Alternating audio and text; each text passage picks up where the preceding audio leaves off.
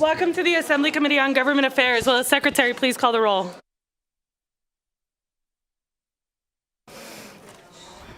Assemblyman Carter. Present. Assemblyman DeLong. Present. Assemblyman De Silva. Here. Assemblywoman Duran. Assemblywoman Gonzalez. Assemblyman Gurr. Assemblyman Hibbets. Assemblyman Koenig. Assemblyman MacArthur. Assemblyman Nguyen. Assemblywoman Taylor. Assemblywoman Thomas. Chair Torres. Welcome to the audience in Carson City, those joining us by video conference in Las Vegas and Elko, and those listening over the internet. A couple housekeeping items and reminders for members of this committee as well as those participating in the audience today. Please remember to silence your electronic devices. If you wish to testify, please sign in at the table by the door and provide a business card to the committee secretary. For those joining us online, please be sure to mute your microphone when you are not speaking to minimize any background noise. When testifying, please turn on the microphone and clearly state your name, spell your name, and state your affiliation, if any, for the record. Then turn the microphone off each time you are done speaking. Handout should have already been provided to the committee staff. We expect courtesy and respect in our interactions during the meeting, even if we may not agree with another person's position. Committee members will be using their laptops to view handouts and other documents. Please do not view this as a sign of disrespect or inattention. Public comment will be taken at the end of the meeting. Each person will be limited to 2 minutes. In addition, the public may submit written testimony to the committee up to 24 hours after the hearing. As a reminder to the audience, we are going to go ahead. We do have a bill that is scheduled to be heard today, but we will be beginning with our work session. We have 5 bills on our work session today. It is not customary for the committee to take testimony or otherwise rehear the bills during a work session. However, I may invite a witness to come forward for clarification or questions during the consideration of a measure. We will start with SB 20. Thank you, Chair Torres. This is Jennifer Rudy, Committee Policy Analyst. And as nonpartisan staff, I don't advocate for or against legislation. I am just going to walk you through the work session. The first bill, Senate Bill 20, creates a process for filling a vacancy on a board of county commissioners. First, by an appointment made by the governor from a list of 2 persons provided by the county. Second, through a special election. Or third, by a board of county commissioners pursuant to a process established by ordinance. See attached amendment provided by the Nevada Association of Counties subsequent to the bill hearing. And I'm going to go ahead and go to our legal counsel. Thank you, Madam Chair. Asher Killian, Committee Counsel. So my understanding of the amendment that was proposed was to deal with a situation where there would be a tie vote. And I was going to point out that we do not believe the amendment would be necessary because under NRS 241.0335, a public body to take action has to take action by majority vote. By definition, a tie vote cannot be a majority vote because a majority vote is more votes in favor than against. So a tie vote would be the same as a failed vote. So in order for the public body to take action to make an appointment under this bill, a majority vote would be required by existing law. So the amendment is not necessary to clarify what happens in the event of a tie vote. Thank you. Members, any questions? At this time, I will entertain a motion to do pass on SB 20. I have the motion from Assemblyman Gonzalez and a second from Assemblyman Nguyen. Members, any discussion? All those in favor, please say aye. Any opposed, say nay. This motion does carry, and I will assign the floor statement to Assemblywoman Gonzalez. Next, we will consider SB 22. Thank you, Chair Torres. This is Jennifer Rudy, Committee Policy Analyst. Senate Bill 22 authorizes the additional publication of a legal notice or advertisement on the website of a newspaper of general circulation. If published on the website of a qualified, legal, and competent newspaper, an error in the legal notice or advertisement made by the newspaper, a temporary internet outage, or a service interruption that prevents the posting or display of the notice is harmless. And the legal notice or advertisement must be deemed sufficient if it is printed and published in such a newspaper. Finally, any and every legal notice or advertisement published on a website maintained by a newspaper in violation of certain provisions of law is void. And again, just to avoid the confusion that there was an amendment presented and by the Nevada Press Association, but the committee's counsel established on the record at the bill hearing on May 11th that it was unnecessary to accomplish its intended purpose. So there is no amendment for consideration. Thank you. At this time, I'll entertain, I apologize. Members, any questions? Doesn't appear there's any questions. At this time, I'll entertain a motion to do pass SB 22. I have the motion from Assemblywoman Thomas. Do I have a second? I have a second from Assemblywoman Taylor. Members, any discussion? All those in favor, please say aye. Aye. Any opposed, say nay. This motion does carry. I will send the floor statement to Assemblywoman Thomas. Thank you.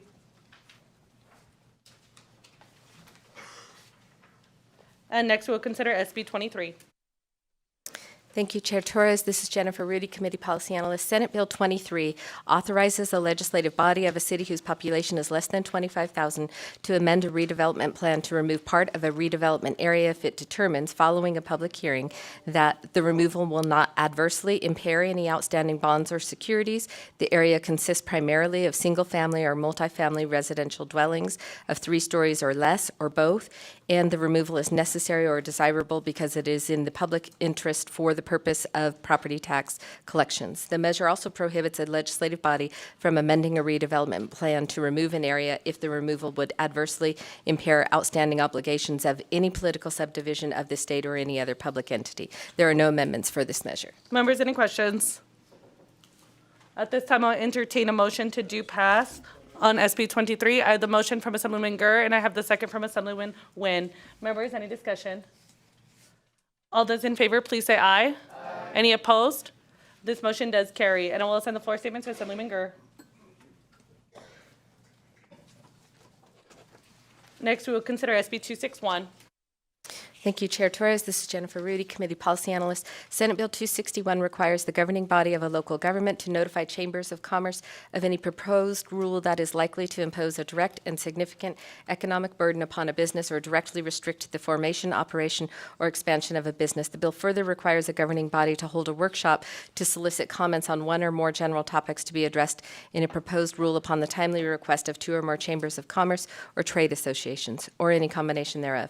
Finally, among other provisions, the measure requires business impact statements to include the total number of businesses likely to be affected by the proposed rule, a list of the chambers of commerce and trade associations notified of the proposed rule, and a summary of any workshop held regarding the proposed rule. There are no amendments for this measure. Thank you. Members, any questions? At this time, I will entertain a motion to do pass SB 261. I have the motion from Assemblyman Taylor, and I have the second from Assemblyman Hibbets. Members, any discussion? All in favor, please say aye. Aye. Any opposed? Nay. This motion does carry, and I will assign the floor statement to Assemblywoman Thomas. Yeah. You maintain.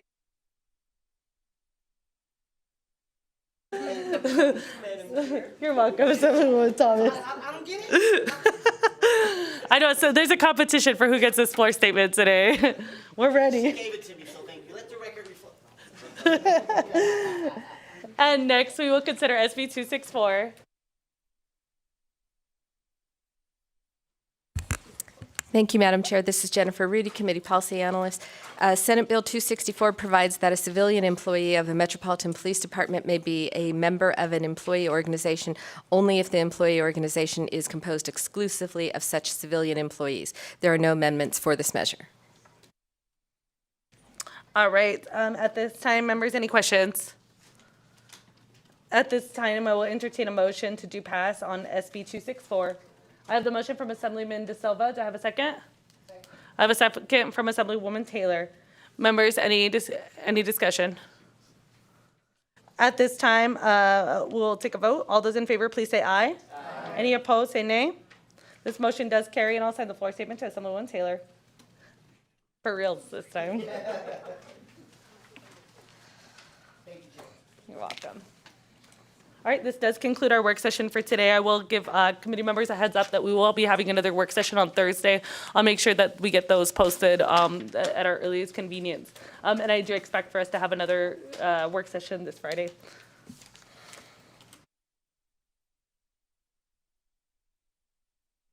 Before we move into the bill hearing, I will let, obviously we have had a lot of conversations about this bill hearing. I'm sure I'm not alone in having several meetings, both in support and opposition of this bill. As a result, we have decided to make sure that there is ample time for the community to be heard, both in support and opposition. So today we will be having, and this is standard practice in this committee, I will say, this is something that has been done historically with controversial pieces of legislation. It's something that I saw as a freshman with Speaker Yeager in the Judiciary Committee. It's something that I participated in Senate Commerce and in Assembly Commerce and Labor when I was a sophomore legislator, and it's something that I think is good practice for making sure that communities have their voice heard, and so that's exactly what we'll be doing today. So at this time, we will be opening the hearing on SB 90, which designates the Wild Mustang as the official state horse of the state of Nevada. We will be allowing for a 15-minute presentation in support. Then we'll be moving on to questioning, and then we'll have the opportunity for 20 minutes of support from members of the public. We will be taking 4 here, and then we'll see to Las Vegas or Elko, and then the phones, and then coming back around. And then we will allow for 15-minute opposition presentation, and then we'll allow for questioning and 20 minutes for the opposition to have their testimony. Then we'll be moving on to neutral, and we'll allow neutral 20 minutes. I don't expect for there to be too much neutral presentation on this piece of legislation. So at this time, I'll invite the senator and their presenters up, and you may begin when you're ready.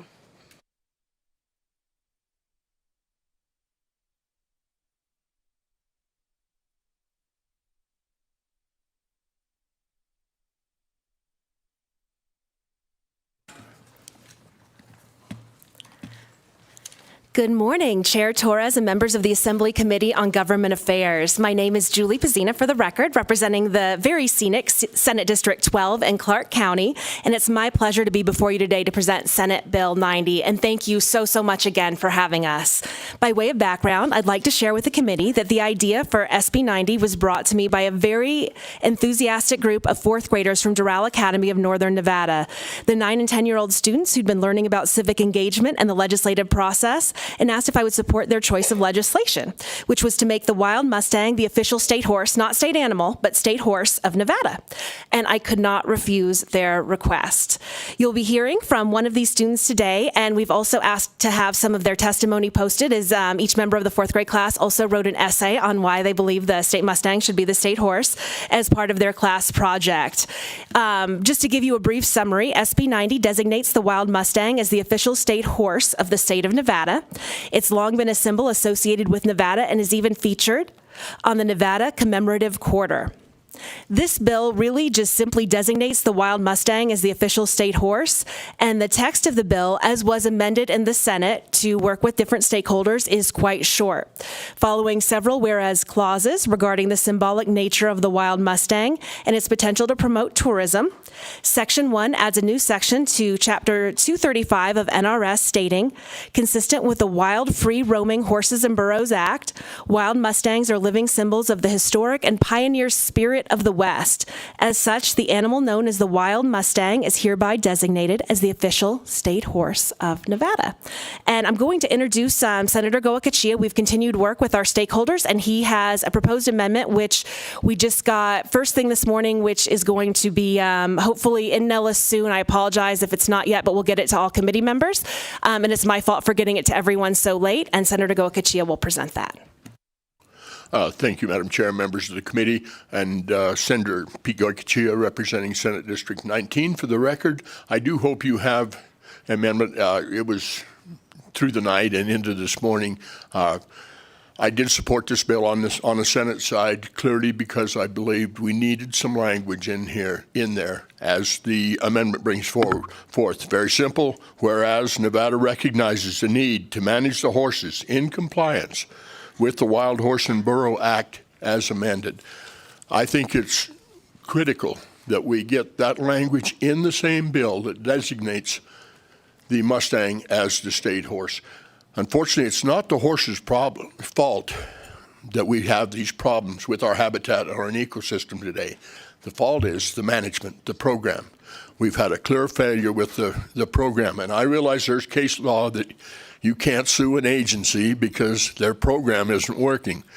But folks, we're awful close to that in the state of Nevada. So again, the Mustang is the icon for Nevada. It is an icon of the West. We know that. It isn't the horse's fault that we have the degradation of our of our habitat in our state, especially our resources that's occurring. So I'm here offering this amendment. Please, let's put it in the same declaration that makes them the state horse, then talk about the need to obey the law. And federal law is explicit.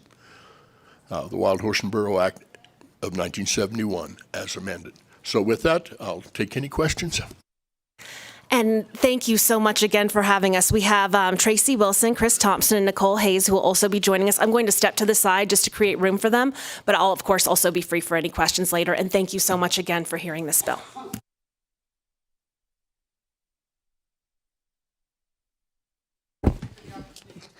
I apologize. If you could please Sorry. picture you. Thank you. Got it. Good morning, Chair Torres, committee members. Thank you for the opportunity to present SB 90 to you today. My name is Tracy Wilson, TracyWilson. I'm the Nevada State Director for the American Wild Horse Campaign. SB 90 is a simple bill that designates the Wild Mustang as the official state horse of Nevada. Public policy polling shows 86% of Nevadans believe that Wild Mustangs are a defining symbol for Nevada and the West. The Wild Mustang is a long-standing icon of Nevada that symbolizes our freedom, strength, and independence, an animal that is protected under federal law as a living symbol of the West. The Mustang promotes ecotourism and is an economic development resource for our state. You've heard and will hear today a lot of different passionate opinions. The bill should inspire conversations and encourage collaboration to find a better way forward to manage wild Mustangs. We appreciate Senator Goicoechea's acknowledgement during the Senate floor session, and it's hard to argue with it. There is no other more iconic to the state of Nevada than the wild Mustang. The fact that there are so many voices speaking on this bill goes to show exactly why I hope you will pass SB 90, which can encourage collaboration among these diverse interests. The state of Nevada has many state designations, including the desert bighorn sheep as the state animal, the mountain bluebird as the state bird, the Lahontan cutthroat trout as the state fish, but no state horse. 12 other states have designated state horses, including the colonial Spanish Mustang in North Carolina and the Chincoteague pony in Virginia. Travel Nevada, a tourism website that is part of the Nevada Division of Tourism, which operates within the Department of Tourism and Cultural Affairs, lists the 12 icons of Nevada. The first 11 are state designations. The 12th is the Nevada Icon Honorable Mention, the Wild Mustang. Nevada is the Mustang state, from high school mascots to roadside sculptures to murals to t-shirts to beer, and of course, our state quarter. The Wild Mustang is prominently featured and used widely to symbolize our great state. The Nevada Legislative Gift Shop was authorized by the Nevada Legislature during the 1995 session and opened in 1997 to address the demand for a place to purchase souvenirs by visitors to the legislative building. These items are some of the many featured in this gift shop, including the blanket you see here, which hangs on the wall outside the shop, prominently displaying state symbols and designations with wild horses roaming across the bottom. A state horse designation of the Wild Mustang benefits Nevadans in many ways. It benefits local economies, not just Reno or Vegas, but in rural areas where people travel to see the iconic animals. It enhances the Nevada brand and is bringing new business to the state. And it celebrates the long history of the Wild Mustang in Nevada. I'd like to address some common misconceptions. SB 90 does not grant additional protections or regulations for wild Mustangs. SB 90 does not replace the bighorn sheep as the state animal. Bighorn sheep reintroduced to Story County are thriving in a habitat with wild horses, mountain lions, and nearby grazing cattle. Wild horses are an important prey source for mountain lions when they are not killed for other interests, taking predator pressure off of prey species and ungulates. The biggest threat to bighorn sheep is not wild horses, it's disease spread by domestic sheep and trophy hunting. The threats to sage grouse are many. Scientists will tell you in great detail that those threats are livestock fencing, resource extraction, livestock grazing, climate change, human recreation and development. Wild horses are scapegoated for all of these, but are actually far down the list of threats. Horses are a native reintroduced North American wildlife species. The Coalition for Nevada's Wildlife, whose sole purpose is hunting, trapping, and fishing, has made some statements regarding wild Mustangs threatening other wildlife. However, their own website states quite the opposite. It states that Nevada now has more bighorn sheep than any other state than Alaska, except Alaska. Both elk and pronghorn are at their highest population in recorded history. These facts are supported by other wildlife organizations who are not opposed to this bill as well. Their site will also tell you that in partnership with government wildlife agencies, they have introduced non-native game birds such as chukar and Himalayan partridge from Asia. When SB 90 was introduced, 4 classes of 4th graders took on a civics lesson. They heard about SB 90, they had presentations from the BLM and a children's author, they did projects, and they did research. They made up their own minds. Out of 104 students, only 8 letters came back not in support of SB 90. The rest were all in support. They came to the legislature, and several of the students testified at the State Committee on Natural Resources, which you just heard. And while they currently have state testing, they have followed the bill each step of the way, and they are looking forward to hearing today's outcome. SB 90 has broad corporate and business and organizational support in addition to public support. This is just a partial list here. That support includes the Carson City Chamber of Commerce with this quote: "This is a simple bill making these beautiful Mustangs the state horse. We support this bill because it's one of the first questions asked by visitors. Where can I see the wild horses?" And as Senator Goicoechea said, there is no other horse more iconic to the state of Nevada than the wild Mustang. We hope today that you will consider the broad support for this bill from Nevada citizens and vote yes on SB 90. We are an organization that deeply cares about the environment for all wildlife and cares about humane management of the wild Mustangs, so much so that we do on-range fertility control and are starting habitat restoration projects. Thank you for your time today. I'm going to turn this over to Chris Thompson. Good morning, Madam Chair. My name is Chris Thompson, K-R-I-S-T-H-O-M-P-S-O-N. I'm the project manager for Tahoe Reno Industrial Center and for our newest project, TRI-2. I've lived in the park for about 13 years as I was the president of the board of our water and sewer utility. Nobody has spent more days in TRI than I have over the last 13 years, having lived within the park. Secondly, I've been involved with Lance Gilman in every single negotiation and the vast majority of tours for the corporate companies, the global companies coming into our park over the last 13 years. And I can tell you that the wild horse in TRI roaming free is critical and is the best symbol we have about why it's great to come to Nevada. Yes, we have fast-track permitting. Yes, we've got land, power, and water. But when people come here, these buyers from these global companies, the site selectors, the decision makers come into the park, there's 2 things that get their attention. One is the Gigafactory, where Tesla and Panasonic and all the battery manufacturing takes place. And the second is the wild horses. I've been on tours with corporate bigwigs, ministry heads from foreign countries, students from foreign countries, academics from foreign countries, and it's the same thing. They look at these wild horses as something truly special. When we made the Tesla deal in 2014, the phrase that went viral worldwide, and you can Google it today, and you'll still see a whole list of responses. The phrase that went viral is Tesla is locating outside Reno, Nevada, where cowboys and cowgirls still gamble and wild horses still roam. And that phrase has rang true ever since. When our corporations come into TRI, that's what they want to see.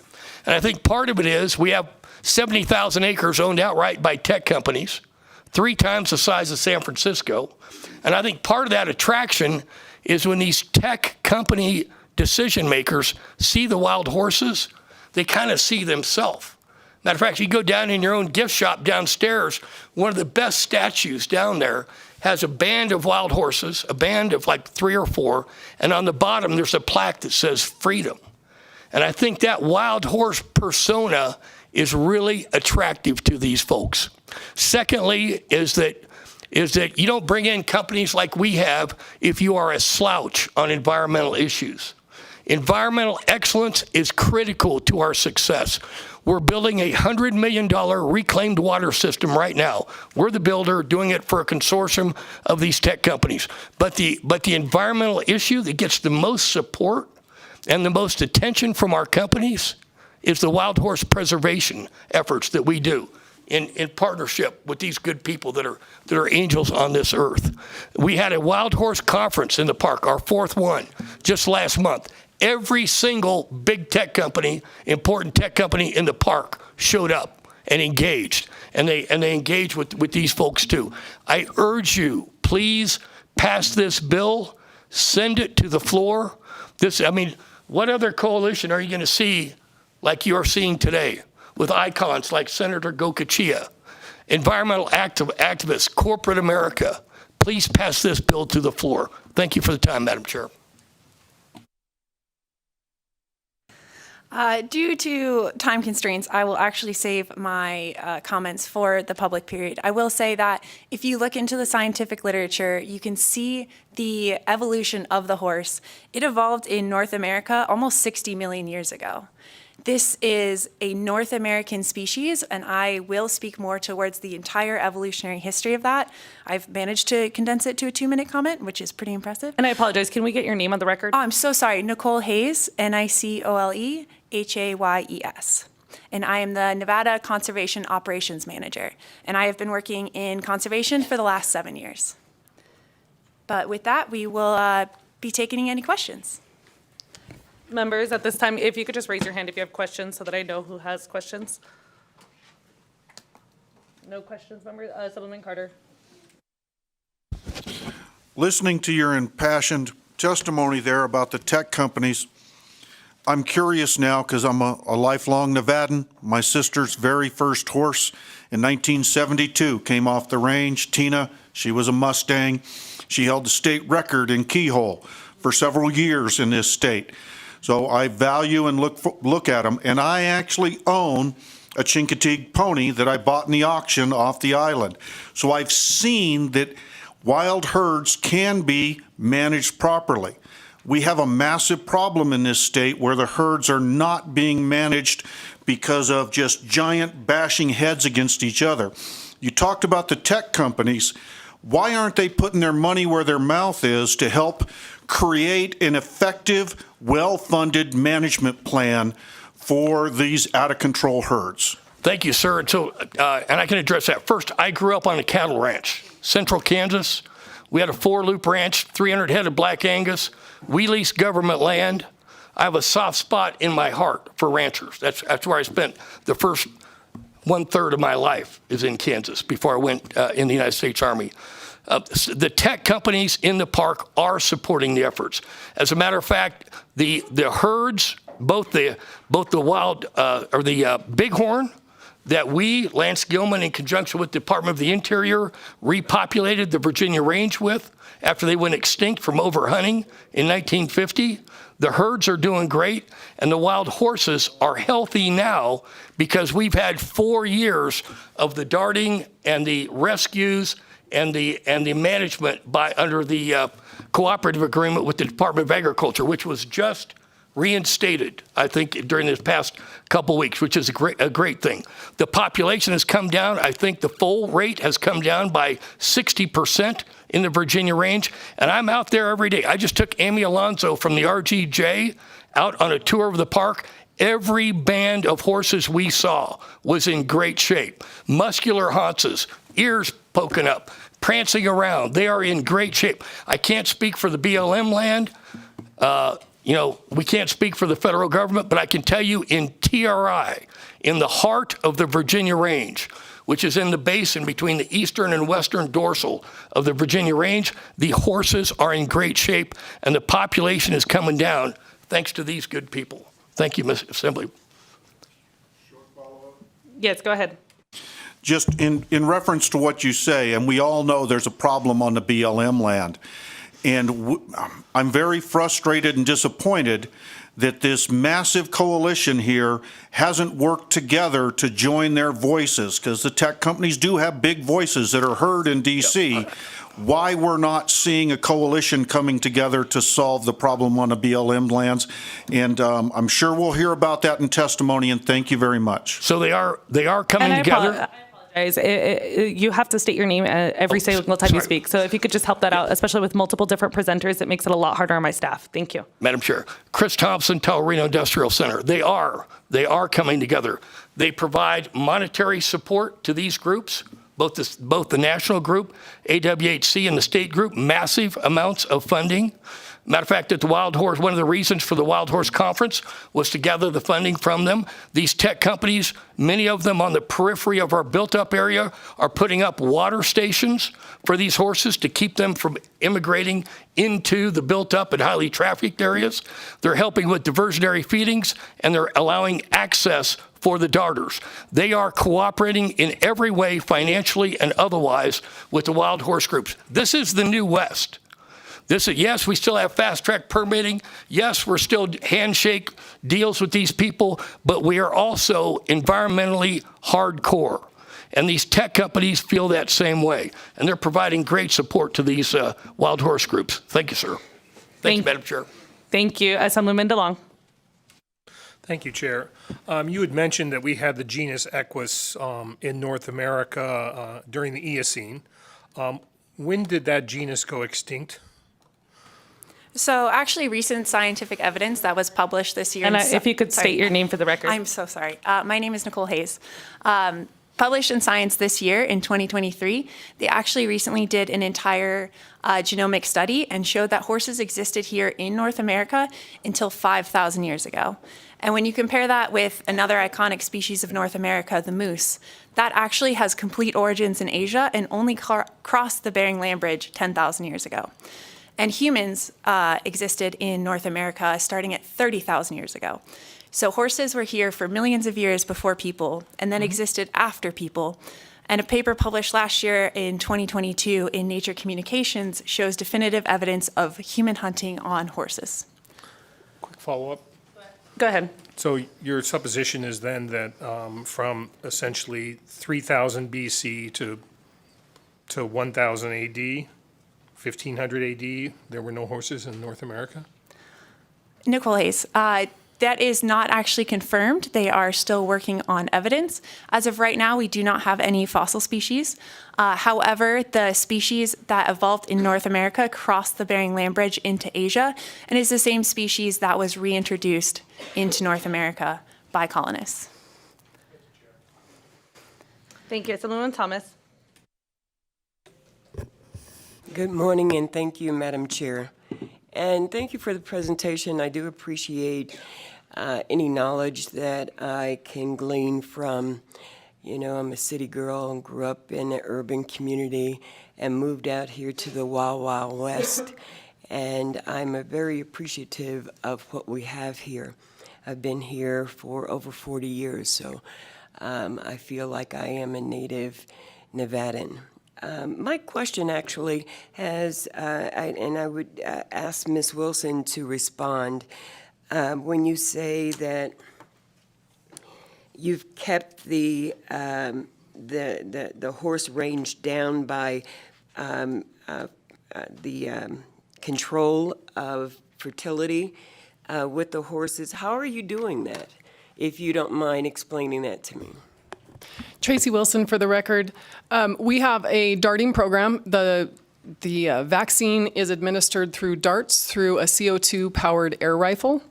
So on the Virginia range, we have a program for the entire herd there. So we have documenters and darters. The documenters go out with long lens cameras and they document every horse on the range. We have a very full database that shows each horse record shows a face shot, side shot, feet shot, so that we can identify the horses via their markings and their distinct features. It also records every vaccine that a mare gets. It runs reports and tells the darters when the mares are due for their vaccine, for their boosters. And so this program's been going on for, as Chris mentioned, for the last 4 years. We were able to reduce, from the end of 2020 to the end of 22, we reduced full births by 61%. And over the 3.5 years, the population came down an estimated 20%. There is a similar program that is started up on the Pine Nut Mountains HMA to our south, and which also goes to Assemblyman Carter's question. Some might not be aware that last year the BLM put out a notice of funding opportunity for organizations to help with fertility control on other ranges around the West. And our organization actually submitted proposals for 4 of those. So they are starting to look at other ways to control population, and other organizations also put in for those requests. Those will be determined mid-year this year.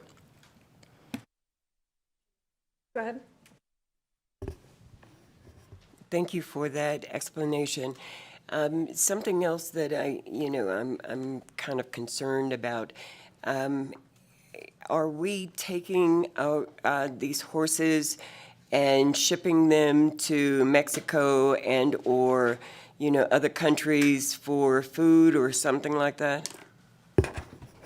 So the BLM does not ship, Tracy Wilson for the record, the BLM does not ship horses directly.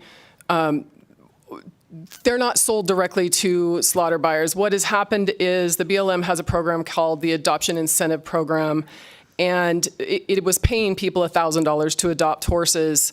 They would get that money after 1 year. And what investigations have shown is that people they can take up to 4 per person. Those horses sit in a pasture for a year. They collect their money, and then those horses were getting into that slaughter pipeline where they are being trucked over the borders to slaughter plants in Mexico and Canada. So that is an ongoing investigation. We don't actually propose ending it. We just propose shifting it so that the incentive is actually veterinary vouchers, because anybody who's ever owned a horse knows that veterinary care is not cheap. And I think any good, honest horse owner would welcome veterinary vouchers as an incentive for those horses rather than cash. Thank you, Vice Chair Duran. Thank you, Chair. And thank you for your presentation this morning. My question is, we have a lot of tribal lands that we know that have their own issues with wild horses destroying their native homelands. Were the elders in the community supportive of this special designation?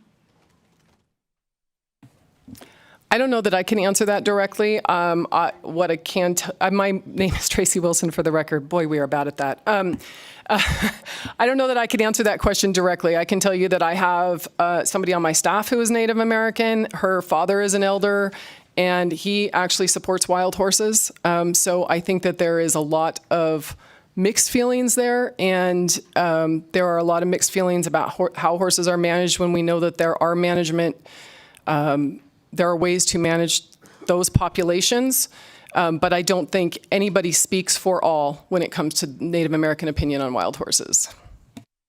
Madam Chair, if I may, Senator Goycochea for the record. Yes, historically, not historically, the Native Americans are sovereigns, and as we look over the last 5 to 10 years, Duck Valley, McDermott, the Pyramid Paiutes have all done horse gathers and removed those horses because of the overpopulation. So I think because they are sovereign, they can deal with them, and they don't have to deal with the federal program. I'm just concerned of what I've heard about the destructive these animals have been to the the natural environment. How will this designation hurt the efforts to control their population? Senator Goycochea, for the record, I'm not really sure I got your question. Could you ask it again, please? Or was there more of a response? I didn't hear you very well. Okay. I'm getting old and hard of hearing. So we know these, just concerning about the destructive of the horses to the natural environment. How is the designation of this going to control their population? Well, Senator Goycochea, for the record, clearly I would hope that we can bring some pressure on the federal agencies to, in fact, reduce the numbers. You have to understand that with the Wild Horse and Burro Act in 1971, the law requires that you maintain the AML, which is the appropriate management level, in those existing herd management areas or HMAs. At the point the Wild Horse and Burro Act came in 71, we had approximately 11,000 head of horses. Now we are very close to 50,000 head of horses in the state. It can't support it, and that's the real problem. And I'm sorry, we talk about the darting program. I defy you to dart enough horses to remove 40,000 head. Madam Chair, Chris Thompson, Tellurina Industrial Center, to follow up on Senator Goycochea. In TRI, which was our original land mass is 107,000 acres, we have right now today a wild horse herd in the heart of the Virginia Range doing great.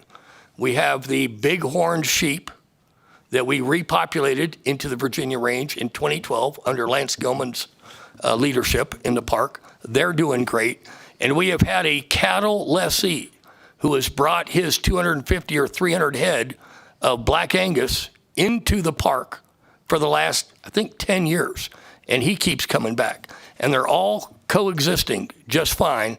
And it's because of the darting efforts and the population control efforts by the wild horse advocates. And I know that the federal government is now looking at darting and some other ways other than helicopter roundups and removals and slaughters in order to manage these populations. But I think the Virginia Range and the efforts of the state wild horse advocates have shown a good blueprint. Thank you, Madam Chair. Madam Chair, if I may, I think we need to clarify the point. Senator Goycochea, for the record, the Virginia Range horses are not under the jurisdiction of the BLM. They are under the state and State Department of Ag. They are two separate programs. Don't confuse it. Thank you. So if we could go very quickly, because I have several members with several more questions. So quickly wrap up this last point. Be very quick. Nicole Hayes, I think your question gets to the point of why are these animals considered less? A recent paper published in 2022 in Society and Animals, humans are seeming intent on controlling their environment, and by labeling animals feral, stray, or domesticated, are able to exert power over animal bodies. The word feral has no meaning in biology. It just relates animals to humans. These animals evolved here, it's proven in the fossil record, only went extinct after the last ice age with human hunting and climate change, and are actually a reintroduced native species. So why are they not entitled to use the land? But I agree the populations need to be managed, and we are working towards that. We would like that conversation, and we would like to work with these groups for that. Thank you. Thank you, Assemblyman De Silva. Thank you, Madam Chair, and thank you all for your great presentation and for you all being here today. I mean, it's always great to see folks, our fellow Nevadans, involved in the great issues that are at play here in our state legislature. And my question is this: I know, so it's two really quick questions. So one, how effective has the darting program been on the BLM lands? I know somebody mentioned here that we saw a 60% sort of reduction rate on the state lands, but are we seeing any sort of a similar numbers on the BLM lands? And secondly, what's the actual process for adoption of these horses? And is this a state-run or a federal-run program? Thank you. Nicole Hayes, I can speak for that first question. The BLM uses a different immunocontraceptive than we use, and a lot of their work is not actually publicly available. So we have submitted some FOIAs to see actually how those programs are going, but we have not received those back. So we have not heard from the BLM as to what they've used, but they are using a different vaccine than we are using, and we are currently also looking into it in that effort of collaboration to really try to see how all of this can work together. Thank you, Assemblyman Koenig. Thank you, Chair. So I walked in here thinking I would just sit and listen and not say anything, and against my better judgment, here I am saying something. First point, I think the wild horses on the Virginia range, that's the Beverly Hills. But we've got the rest of the state that's living in the ghetto. And to compare the state of the horses in the Beverly Hills versus the state of the horses in the ghetto are two different things. I mean, I represent rural Nevada. I tease people and say I represent the rural of the rurals, and I kept stats on the emails I have, and I'm over 75% against this as far as the letters that I have received in my office. One thing, I mean, this bill's fairly germane. It's okay. We're not having the debate, no matter how we vote, yes horses, no horses. The horses are still there, and we still have the problem of the horses. All this is doing is saying, do we call it the state horse or not the state horse? I haven't decided yet. I don't think it. I always want 3 votes. I want a yes vote, a no vote, and I don't really care vote. This one's a I don't really care vote. If we call it state horse or not, we still have that issue. So the question, after I quit rambling here, is how long? What's the lifespan of a feral horse or a wild horse? What's the lifespan of that? That varies greatly between average. areas. Give me an average. 20 years? Nicole Hayes, I'm so sorry. For the record, Nicole Hayes, I apologize. Okay, so let's use 20 years. Okay, I'm just going to use that for just because. So Senator Goycochea brought up that there's 50,000 wild horses in the state. The the data that I looked at said it was closer to 60,000. The federal government said that we should have only 14,000. So we have 4 times as many wild horses in the state than the federal government says that we can support. Even if we do great birth control and are able to stop any new foals for the next whatever, we've got 20 years before some of these horses, I mean, this is not an easy fix and an easy solve.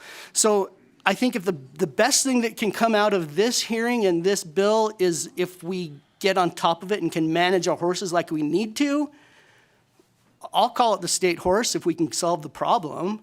But that's what the focus needs to be, is let's solve the problem and not quibble over, do we like horses or not horses? That's not what this is about. The greatest thing, Chris Thompson, Reno Industrial Center, I think the greatest thing maybe about this whole exercise is that everybody is talking from different sides of the spectrum. And Senator Gocachia's input on this and the Wild Horse Advocates' inputs, as you said, maybe this is the start of a conversation going forward to expand the population control efforts to the BLM, and all of us work together on that. But I think voting yes on this bill would help that conversation move forward about the importance of the wild horse to the state and how important they are to all of us for different reasons, perhaps. Thank you. Just one point, if I may, Madam Chair, Senator Goycochea, for the record, we have to understand it is the law. It's federal law that these horses will be maintained at AML and in the existing HMAs, and we're ignoring the law. Thank you. Thank you, Assemblyman Taylor.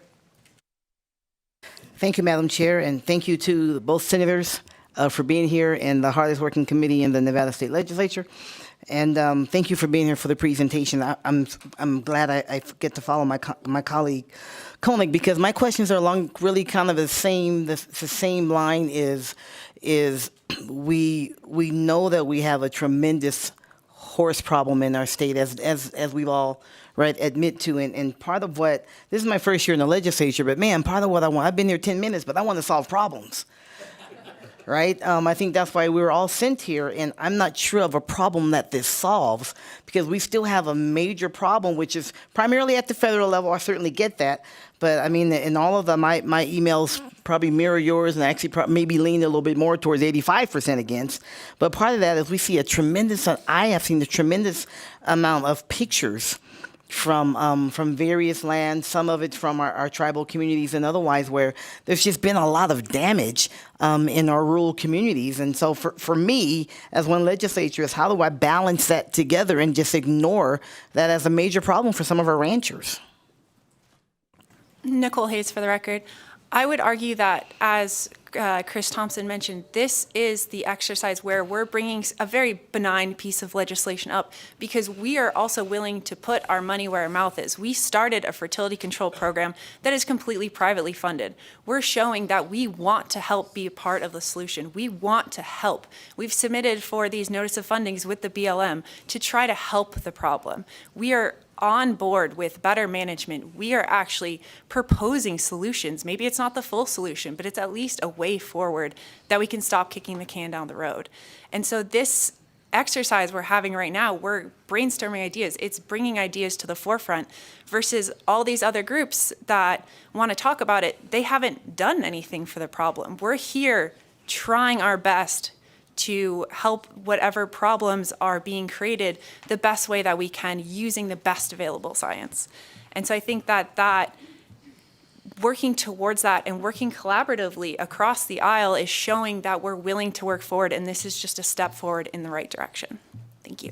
I appreciate that. Quick follow-up, if I may, ahead. Chair. Just that I'm going to agree wholeheartedly, and I think you just said that yourself. The best thing that has come from this, regardless of where we're in, because, Durrell is in Northern Nevada, it's in my community, so I want to support the kids too, right? I mean, that's a big deal for the fourth graders, it is that the conversation that's happening, because it's not the bill that's solving the problem, it's the conversation that's working towards the problem. Those are two different things, right?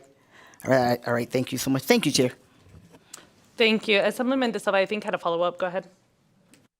Thank you, Madam Chair. I had a two-part question. The second part was the adoption process. So how does that look like? Who runs the program, and what's the actual process look like if you do want to adopt one of our horses here in the state? Tracy Wilson, for the record. The BLM runs that program, and they have some specific guidelines, requirements that you have to have in place to adopt a wild horse, fence height, that type of thing. And then they have that application process. I'm not even certain on the cost today. I think that, at any rate, there is a fee to adopt. And then they also have that adoption incentive program. And they also do adoption programs throughout the country where they take horses to other states that don't have wild horses to get those horses adopted in other countries. My cousin actually just was helping with one in Michigan last weekend.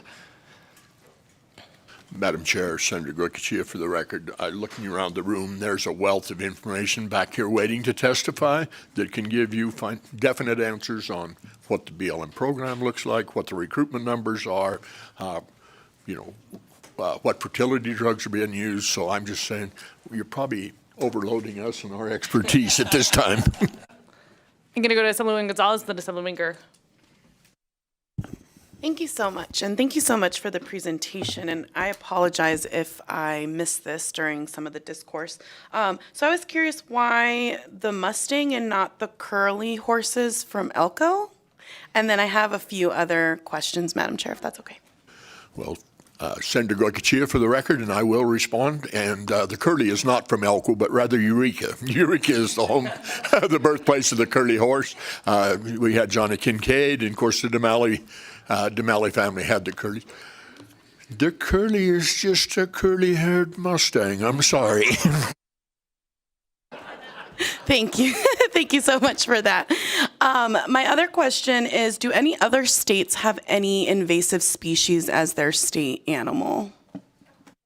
Nicole Hayes, for the record. I would argue that the wild Mustang. Excuse me, I will ask that members of the public keep their comments, their laughs, their giggles to the side, because we are discussing the bill. Thank you. Continue.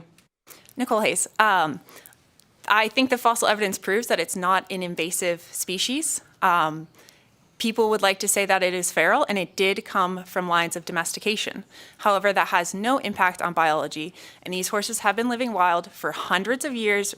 Their reproduction has been based on their survival, which is the main issue when they say that feral things can't survive in the wild. These are very well adapted wild animals. I mean, a lot of people in this room would argue too well adapted, but the fossil record shows they are North American species, thus they are not invasive. And Madam Chair, Chris Thompson, Tullamarine Industrial Center, we know it's undisputed the horses were here centuries before any European set foot in the state of Nevada. And we know that from the Lewis and Clark diaries, and they encountered a already well-established horse culture with the Shoshone, which is north of here. So we know the horses were here long before any European. Thank you, Madam Chair.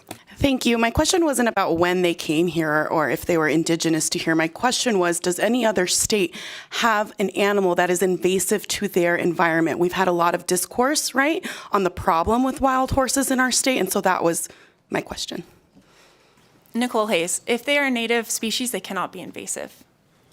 Okay, so another word for invasive, destroying the environment, destroying other animals, ecosystems, whatever word you want to use is my question. Do we have anywhere else a state animal that interferes with many other ecosystems that destroy them, harm them, make it difficult for those other ecosystems to operate, is my question.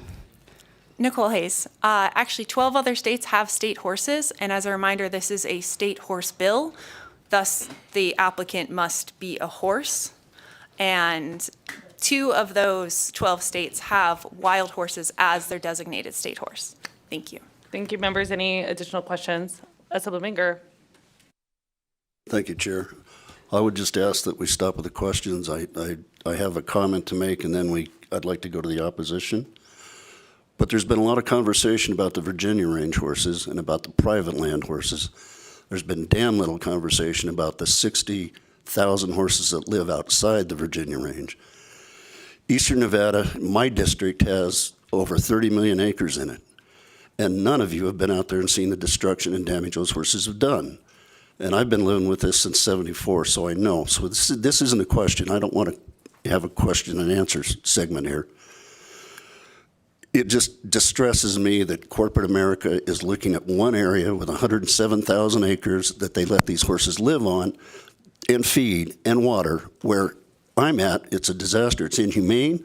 It's killing a bunch of horses out there. It's just, anyway, I just get excited about it. So if we could stop at this point and let the opposition talk. They've been an hour. We only have an hour left. Thank you. Thank you. So what we're going to go ahead and do is hear 20 minutes of support. Then I'll invite the opposition to do a 15-minute presentation, and then we'll hear from the opposition testimony.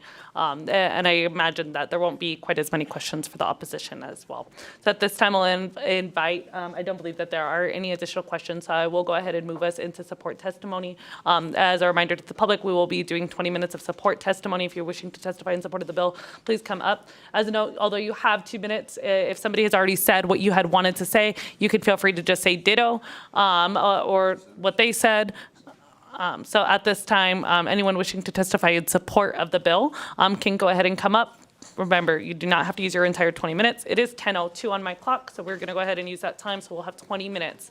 We'll go ahead and begin here in Carson City when you're ready. Hi, my name is Sena Lloyd, SENA-LOYD, Director of Public Policy for Blockchains Incorporated, Chair and members of the committee. Blockchains owns approximately 67,000 acres in the Tahoe Reno Industrial Center and founded Project Frontier, a nonprofit providing funds to wild horse advocates for management of horses that live on the Virginia Range. Blockchains believes this legislation will recognize the importance and not protect the Nevada wild horses as an emblematic symbol and state horse of Nevada. We support this legislation. Thank you.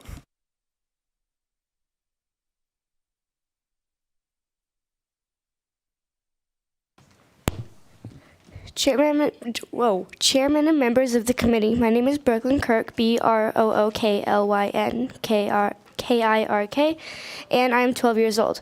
I am proud to say that I was born and raised in Nevada. As long as I can remember, I've enjoyed seeing our wild mustangs. They truly make our state special. When my relatives from out of state visit, they are always excited to see the real, living, breathing symbols of Nevada. Even my grandpa, who is Native American and a tribal elder, believes that wild mustangs are icons and supports this bill. The same wild mustangs that are the primary picture on our state quarter. In fact, 18,900 Nevada citizens chose them to be on our quarter. The vote for the wild mustangs defeated the picture of the bighorn sheep and the Comstock miner by 4,400 votes each. The wild mustangs represent all that Nevada stands for. They are strong, they are majestic, they are survivors, and they are Nevada. I can't think of any other horse that is more battle-born than the wild mustang. Most Nevadans are proud supporters of our wild mustangs. I'm asking you to please join them and vote yes on SB 90. Thank you for your time and letting my voice matter. Thank you for coming out to our committee today. Thank you. Next. I'm Suzanne Roy. I'm the Executive Director of the American Wild Horse Campaign. We're the largest wild horse protection organization in the country. We have 700,000 plus followers and supporters across the United States, including 11,000 in Nevada. This should be a simple bill to designate an undeniable state emblem that is already recognized as a living symbol of the West by federal law. But it has been hijacked by special interests, and it's a well-funded special interest coalition, which was the same interests that opposed the Wild Free Roaming Horses and Burros Act 50 years ago. So basically, we're relitigating a battle that was fought 50 years ago, and the outcome was the protection of the wild horses. Today, as 50 years ago, the public overwhelmingly supports wild horse protection. 86% of Nevadans believe they're important symbols for the state. That's a public policy polling survey. This is a strongly bipartisan issue. When we do polling, we find slightly more Republicans than Democrats support wild horse protection and oppose their slaughter.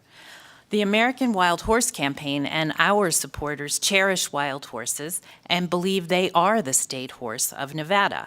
We also cherish this incredible part of the West where wild horses still run free. And that means protecting habitats, the wild horses, and all the wild animals that inhabit them, the lands. We wholly agree that wild horses should be managed properly. We also wholly agree that the federal government has failed miserably at this task, and that the current approach of rounding up horses with helicopters... Thank you. If you could please wrap up your testimony and submit your written remarks to committee staff. Okay. Well, I'm going to end with thanking Senator Goicoechea for recognizing the importance of the wild horse to the state of Nevada and for opening the door to collaborative conversations. There was a similar Thank you, and I legislative apologize. effort. I'm going to have to ask you to wrap up. So Okay. our time is done, so we can go to the next testifier. Thank you.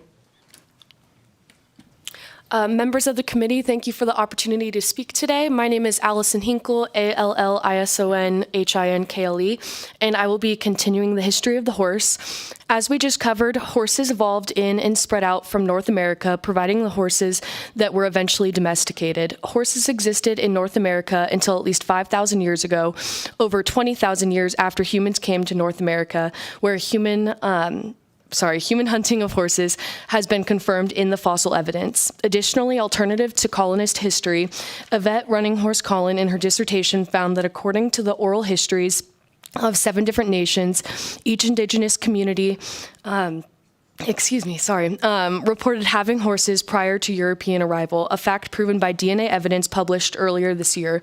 These horses that arrived with Europeans are the same lineage of horse that arrived and evolved in Northern America for millions of years, long before and after human presence in North America.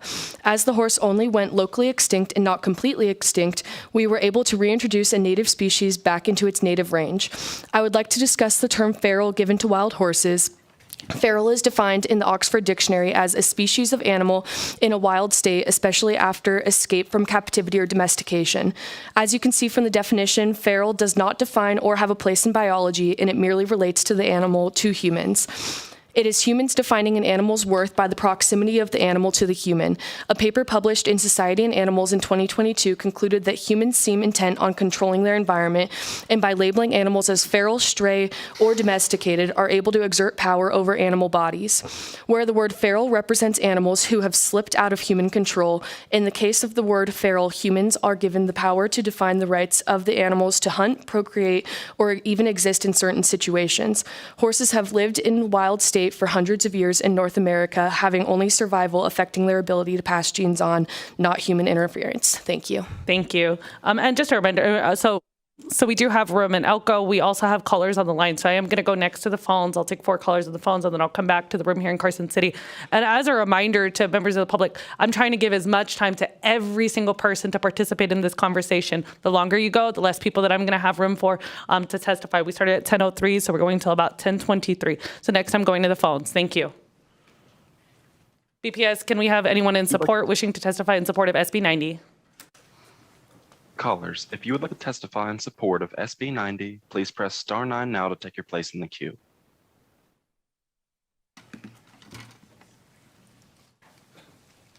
One moment, Chair.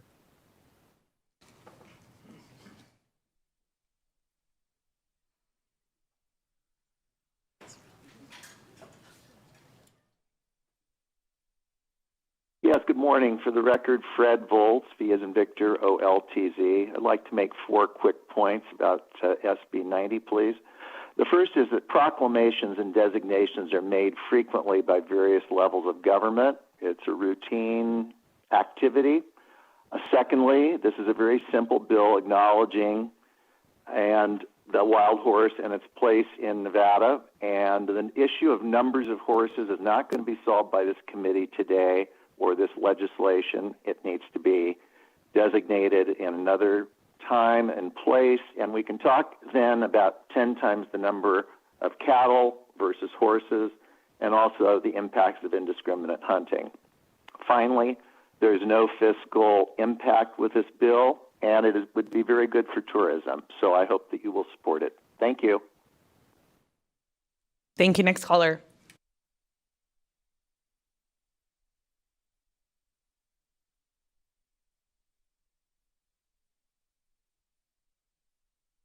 One moment, Chair.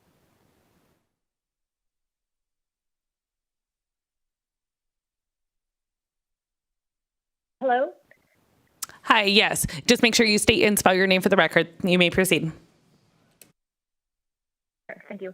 My name is Rachel Holzer, Rachelholzer. I am a proponent of SB 90. The wild mustangs are an invaluable symbol of our West, of the wildness of Nevada, and really our battle-born spirit. I do know that there was some language proposed to be added. I'm a little confused by that language, and I'm coming from a place as a lawyer. I don't understand why we need any language regarding conservation in the bill, because this is not a bill about conservation. It's simply a bill to designate the wild Thank you, ma'am. So that language was presented by the proponents of the bill. So if you're in support of the bill, you're in support of the bill as presented with the amendment language. So if you could speak to that. Otherwise, I will have to ask you to wait until there's opposition. That's fine. No, I'm certainly not opposing the bill. I think that the bill should pass. I think that it doesn't need any amendments, but I support the bill. I have contacted all of my state representatives stating that I support the bill and why. It not only will it aid tourism, but it enhances our natural environment. It enhances all of our lives. The horses have certainly enhanced my life. I go to see them very frequently, and when I have visitors in town, I take them too. I know that is a regular practice for many people that I know, and it can only be a positive addition to our state to have this majestic animal designated as our state horse. And I'll rest with that. Thank you. Thank you for your remarks. Next caller, please.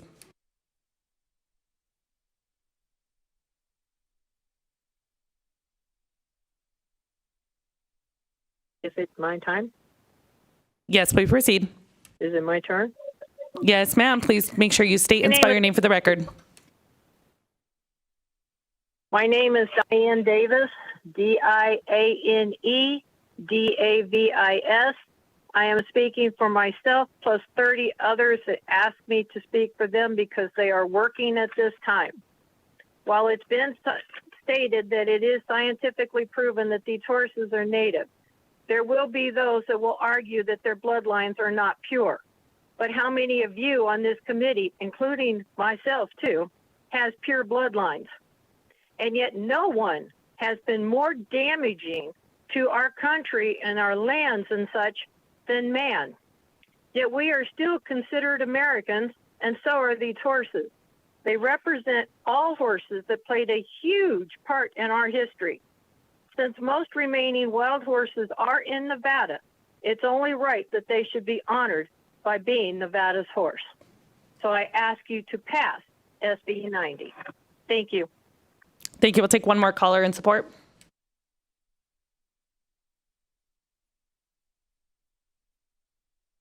One moment, Chair.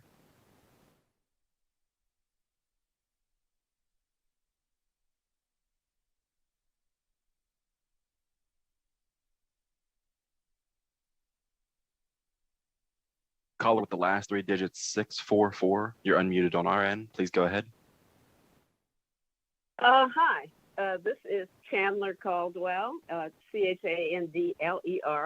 Caldwell, Caldwell. I'm a proud resident of Lake Las Vegas, Nevada, where we live with many, many wild animals. And I just want to express my community's support of this bill. I agree with all the previous callers, and I just hope that we can see that in Nevada, in this great state, that we can live with these animals, the wild mustang, that has been so productive and positive in our state growth. Thank you very much for your consideration. Thank you. We'll go next here back to Carson City. I don't see anybody in Elko. I believe that's correct. That's in support. Nope, it doesn't appear so. So I'll go ahead and come back to here. Go ahead. Good morning, Chair Torres and committee members. Thank you for the opportunity to speak in support of SB 90. My name is Kathy Cottrell, Cathy Cottrill. I'm a board member of Wild Horse Preservation League. We recognize that the wild mustang is already a powerful symbol for the state of Nevada. The wild mustang brings visitors, tourism, and a sense of pride to the state. I am the signer and coordinator of an MOU between Wild Horse Preservation League and the Carson City BLM office for on-range fertility control for the Pine Mountains HMA. We believe in humane and sustainable management of wild mustangs. That said, this bill simply recognizes something that already is. The wild mustang is used as an emblem for Nevada on everything from school mascots to sculptures, T-shirts, murals, beer, wine, and our own state quarter. We have friends and family in town. You've heard this. Every time they come out, they all want to go see the horses, and then they go do other things like gamble or whatever they're going to do. Go to Lake Tahoe. This is something the people of Nevada want. Take out the ranchers, the hunters, the advocates. What you have left are people of Nevada with no flesh in the game other than the purpose of wanting to continue our rich history of the Mustang by honoring it. Nevadans are proud of this iconic horse. I'm asking you to support SB 90. Thank you for your time today. Hi, my name is Jody Feist, F-E-I-S-T. I have lived here for 42 years, and my parents were both blackjack dealers. So in the casino, most people came to see the horses and to go to Tahoe and gamble. I think by making the wild horse the symbol of Nevada, it will help with revenue and with ecotourism. The American wild horse, or the wild horse, is ingrained in our state's history from letters from Mark Twain, diaries from the Oregon Trail and the pioneers about the Black Rock Desert Mustangs, Native American petroglyphs, pictographs throughout the state, the Pony Express, the military, the Nevada State Quarter sculptures, even the walls here have pictures of the horses. We do have a unique opportunity to make the Mustang our state horse. And I know a big concern is horses in other areas, and I think opening up the conversation is going to help implement maybe these programs into other areas so we can help the horses in that gentleman's area or anywhere in Nevada. And I think every big change is going to start with something small. And this is the small thing that could open up something that would really help the Mustangs. Thank you. Go ahead, next. Good morning. For the record, my name is Mary Cioffi. That's M-A-R-Y-C-I-O-F-F-I. I'm a real estate broker salesman working in Northern Nevada for nearly 40 years. A frequent comment we get when the buyers are moving into our area is, we just can't wait to see the wild horses. A frequent request we get is to find them a home where they can see the wild horses out of their windows. Nevada is known for our wild horses. We're proud of them and the contributions they made in our history.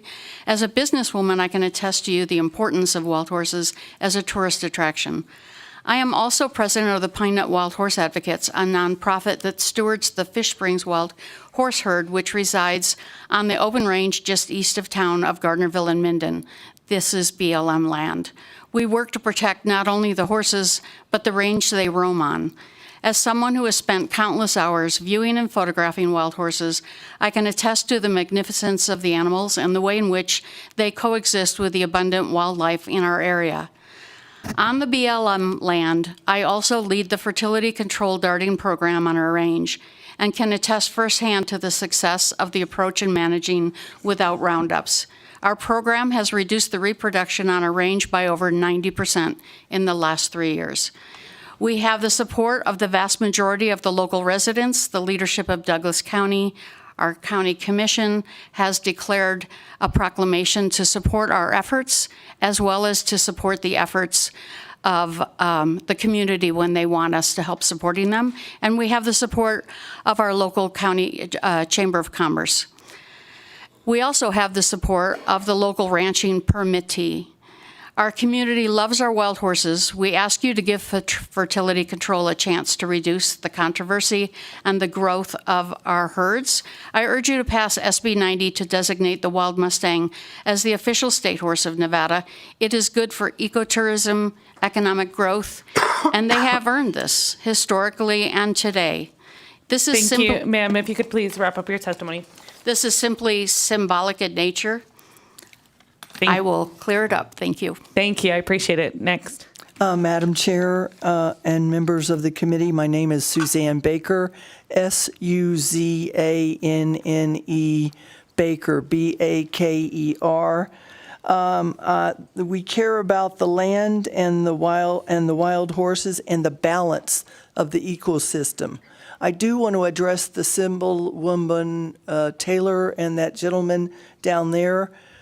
From the basis of my knowledge, the wild horses are not causing the damage out in northern, where you all are talking about, but the cattle are causing that, and the sheep are causing that damage, and the wild horses are getting the blame for that. And Greg Downer on the end will speak about that.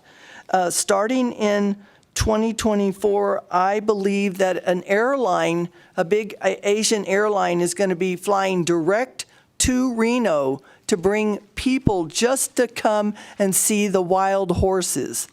And the number two reasons that for ecotourism, people come here, from millions of people come here, and they come, number one, to see the wild horses. Number two is to see Lake Tahoe. And I wanted to say Madeline Pickens owns 12,000 acres of a wild horse sanctuary in Elko near Wells. I think it's in Wells. And she has, it's 12,000 square miles of all these wild horses and burros, and they are roaming free out there, and there's no damage to their land. And these are the reasons why I want, like our Assembly women and men, to vote yes on Senate Bill 90. Thank you for your time, and have a wonderful day. Thank you. And at this time, it is 10:23. So I am going to go ahead and allow for the people at the table only right now. So the three folks I have at the table right now, you can testify in support. Those will be the last three individuals that I'll have testifying in support. We will end there. Please go quickly. I'm going to go ahead and expand your time by 3 minutes. So everybody kind of take a minute. It was probably how I would divide my time. And that's just to allow for the interruptions and the phone calls and all of that. So go ahead. Okay. My name is Craig C. Downer for Carpenter. Wildlife ecologist, have a nonprofit called the Andean Tapir Fund, also known as the Wild Horse and Burro Fund. As a wildlife ecologist whose ancestry goes back generations to Nevada's pioneers who has studied the horse's natural behavior, evolution, and ecology, I must strongly protest the mere labeling of these beautiful and beneficial as well as legally protected animals as near feral escaped livestock. The horse species traces back to a long-standing North American ancestry that encompasses millions of years of coevolution with myriad plant and animal species right up to recent times that they complement rather than harm.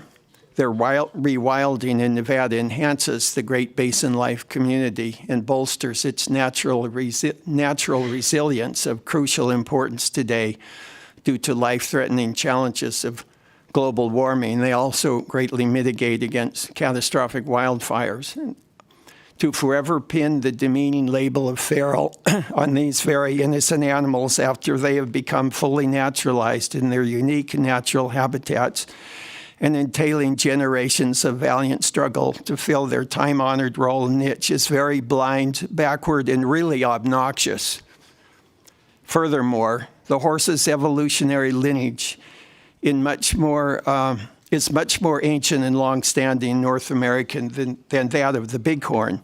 And were the issue one of declaring Nevada state animal, this would argue more strongly in favor of the wild horse or Mustang. Though I greatly admire and respect the bighorn sheep as a Nevada native and have no problem with its being our state animal, its hardy survival ability. Thank you for your testimony. Okay.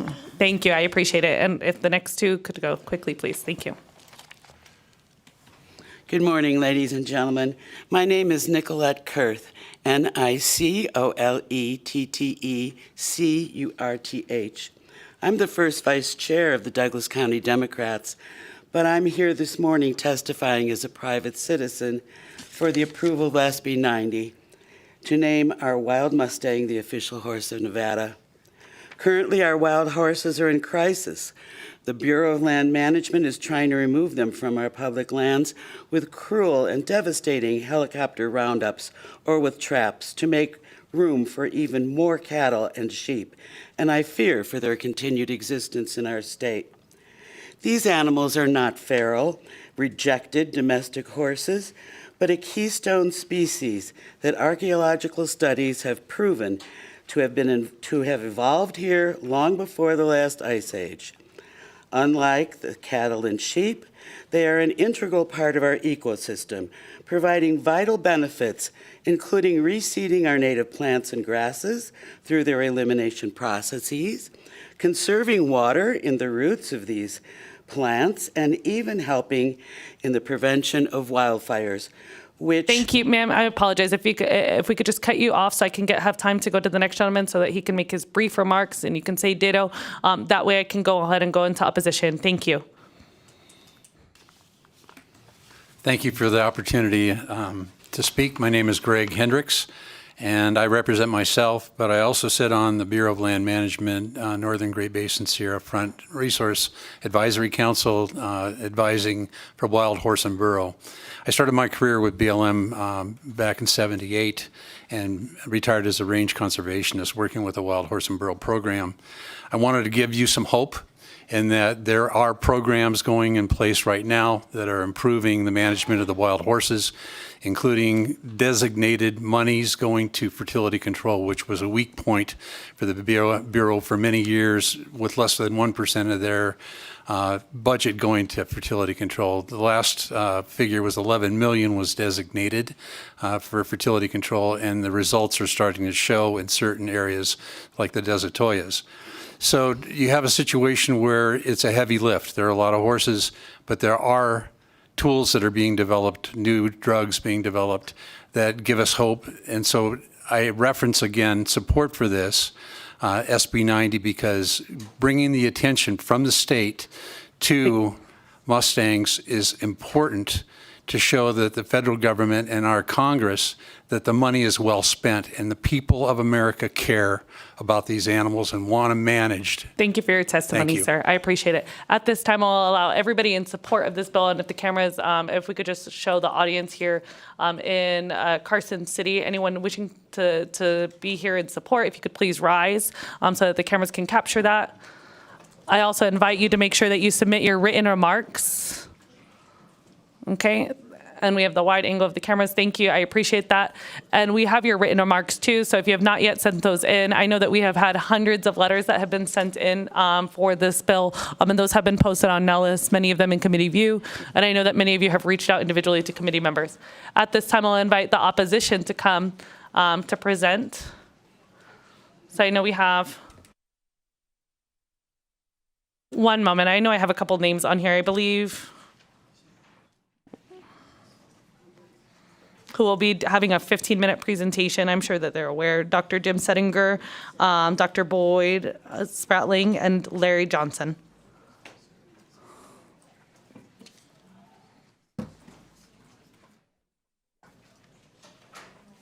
We'll go a little.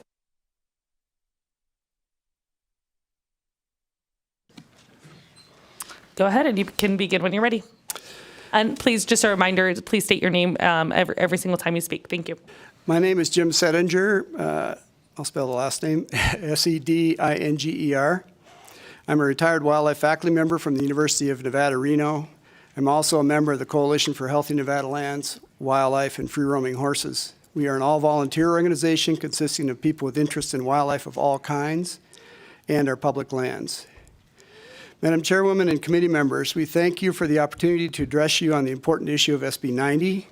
We are aware of the history of this bill. It's being proposed by a fourth grade class, and there are clear, strong feelings on the issue of free-roaming horses. And we are aware of the often well-meaning passion this issue generates among some members of the public. We enjoy and feel strongly about free-roaming horses ourselves, and we accept that they have an important place on western rangelands, including those here in Nevada. That said, we believe strongly that SB 90 will have serious negative consequences for the management of our rangelands, the native species that live here, and the horses themselves. Free-roaming horses represent a powerful symbol about freedom and history in the American West, and many people, including us, enjoy seeing horses on the range, and we recognize SB 90 was intended by the students who submitted it to formally recognize that symbolism. We believe, however, that some of the proponents of SB 90 intended as a cudgel with which to continue to hamper the Bureau of Land Management's ability to effectively manage free-roaming horses. Because of the destructive nature of horses when overabundant, and the fact that they are not native to Nevada, we don't believe horses represent an appropriate symbol for the state. After some brief introductory material, we address these concerns, the impacts of current management on our native wildlife, effectiveness of management in the Virginia range, the impacts of poor management on the horses themselves and on our rangelands, and we finish with a path forward that we believe SB 90 could interfere with.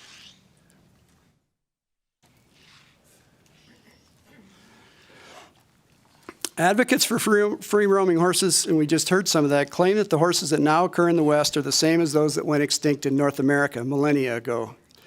And they are correct in a way. Modern horses in North America are the same species that existed in North America thousands of years ago. That said, modern horses are the descendants of horses that underwent centuries of domestication and breeding for specific purposes.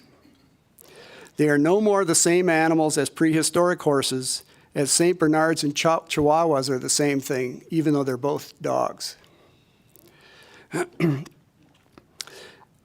Furthermore, prehistoric horses lived at a time when the Great Basin was much wetter and more productive and could better support horses. And additionally, prehistoric horses lived with a suite of predators now extinct that could better control their populations than modern-day predators are capable of. Oops. There we go. Protection of horses was formally instituted under the 1971 Act, which called for the protection of free-roaming horses from the brutal harassment they had received from Mustangers. Treatment of wild horses stimulated Velma Johnson, Wild Horse Annie, to work tirelessly for the protections written into the Act. Wild Horse Annie, however, never intended for the overpopulation of horses we now have. She intended for horses to coexist with other uses of our rangelands. The original act called for the regular removal of excess horses to allow for the maintenance of a thriving ecological balance on western rangelands. It called for horses being maintained at numbers that allowed for this ecological balance, which we now call appropriate management levels, or AML. In Nevada, the high AML is around 13,000 horses. On BLM and Forest Service land, we now have about 52,000 horses and an additional 10,000 horses or so on other lands in the state. We believe that many current advocates have forgotten that horses were to be managed as part of sustainable ecosystems. They advocate for horses to be the primary use of these ecosystems. We recognize such views may reflect a lack of understanding of how our rangelands function, but such views have detrimental impacts nonetheless, and we suggest SB 90 will contribute to such problems. Now just a couple of minutes about one of the principal proponents of SB 90. Oops, I keep pushing the wrong button. Request for action is prominently displayed on their website. More importantly, this group has expended substantial resources on hampering BLM's ability to effectively manage horses. This slide just shows the number of actions taken against BLM in the years 2018 to 2021. These efforts have contributed to BLM having insufficient funds to do their work, reduced numbers of horses removed from the range, and exploding horse numbers in Nevada and elsewhere. The ultimate consequences will show as severely degraded rangeland, substantial negative impacts on wildlife, and suffering horses. We have one disclaimer to make. Our belief that horses represents a serious risk to our native ecosystems does not mean we are unaware that in many places, livestock grazing is a serious problem. That does not mean, however, that horses should not be properly managed. And even if you're unconcerned about the socioeconomic implications of removing livestock from rangelands, and we're not suggesting that you are, there are very practical problems with just removing cows. For example, ranchers own most of the water in rural Nevada. If we remove the ranchers' livelihoods and the ranchers themselves, where is that water going to go? I think we all know the answer to that question, and it's not going to be rural Nevada. So the issue of dealing with livestock is complex and we believe needs to be addressed, but that's not what we're here about today. We have scientific literature to support each of these statements, and I'm not going to read all of them. These are just indications of evidence developed by professional biologists about the impacts of horses in Nevada or in the West on our wildlife resources. They're dominant to our big game. They spend way more time at water. Biodiversity around water sources is substantially reduced when horses are present. And sage-grouse populations decline in areas where horses are over AML. So they are contributing to the decline in sage-grouse populations, and we know what that means. While horses have increased dramatically, the orange bars on this graph, native big game, the blue bars, have declined over the last decade or so. And although we can't prove it, we believe horses are contributing to this decline. We now have a situation where horses in Nevada represent more than 3 times the biomass of our native wildlife in rural Nevada. This hardly seems like managing for sustainable ecological balance. So what about the horses in the Virginia range that we just heard so much about? Some of the key proponents are responsible for managing these horses, as we heard, and they've claimed great success, and I have my hats off to them. They've treated well over 1,000 horses. As we heard, fertility control drugs have reduced birth rates by 69%. Despite this, horses in the Virginia range are more than 6 times appropriate management levels. The habitats in the Virginia range are being decimated, and the horses and native wildlife are suffering as a result. Recent potential decline in numbers of horses in the Virginia range is likely a result of both high mortality and reduced birth rates associated with the extreme drought that we've just been through. Overabundant horses increase the likelihood the horses and native wildlife will suffer under such conditions. It's another shot from the Virginia range. And there are no livestock in these areas, by the way. These are all horse impacts. The population may have come down, but as I suggested, it's been influenced by high mortality rates. This is a photo taken just northeast of Hidden Valley a few weeks ago, in the condition of the horse. Another shot from the same area. So the notion that horses are thriving in the Virginia range, I don't think is accurate.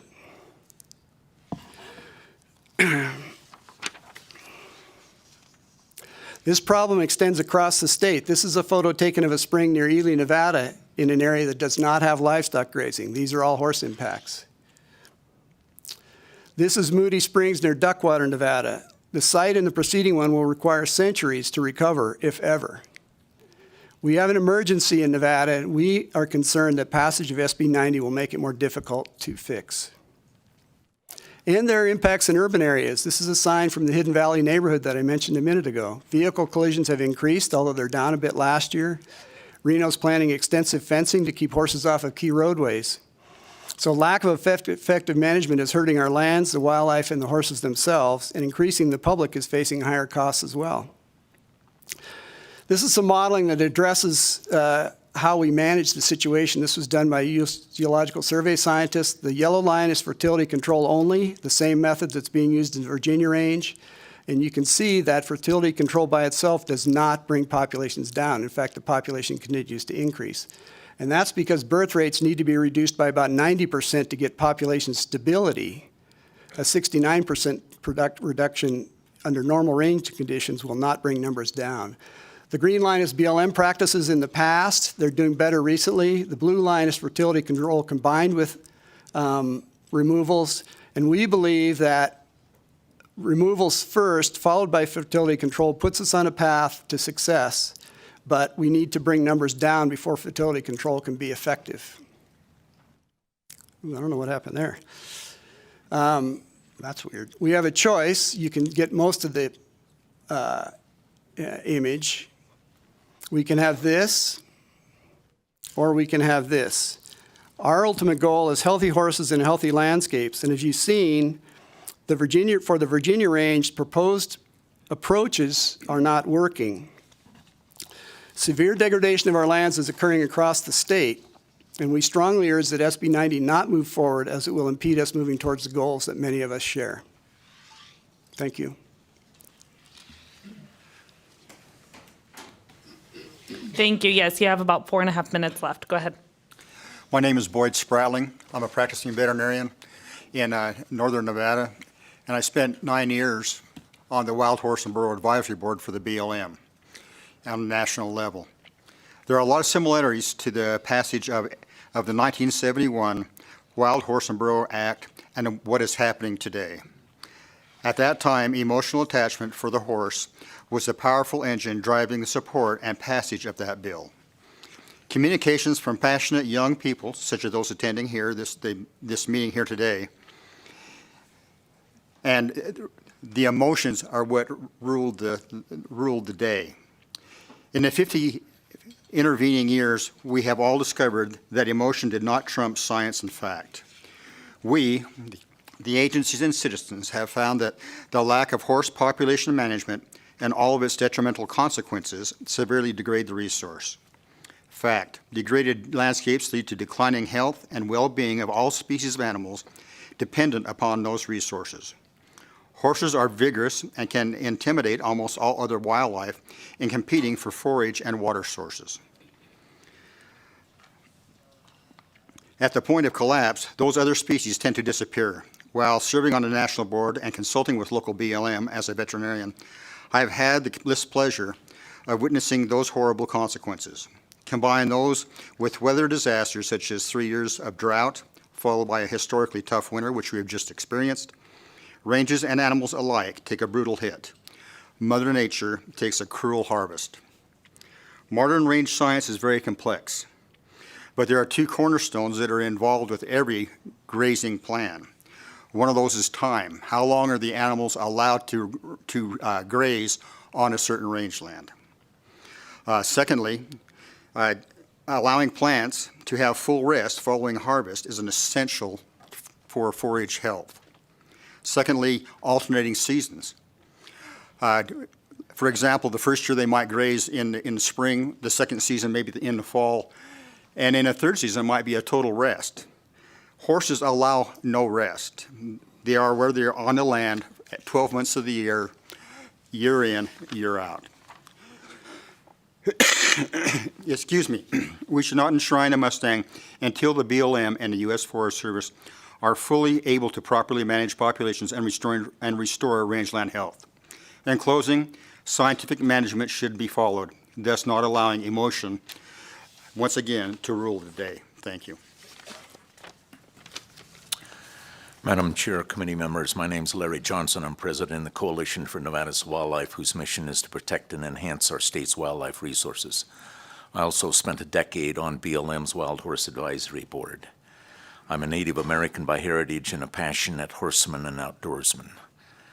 As a lover of my people's rock arts, petroglyphs around the state, something you'll never see is a depiction of a wild horse in a petroglyph. That is just not so. Some of these petroglyphs, like on Pyramid Lake, are 12,000 years old. You will never see a horse depicted in a petroglyph in this state. At the present overpopulation levels, they are the most destructive animal in the state.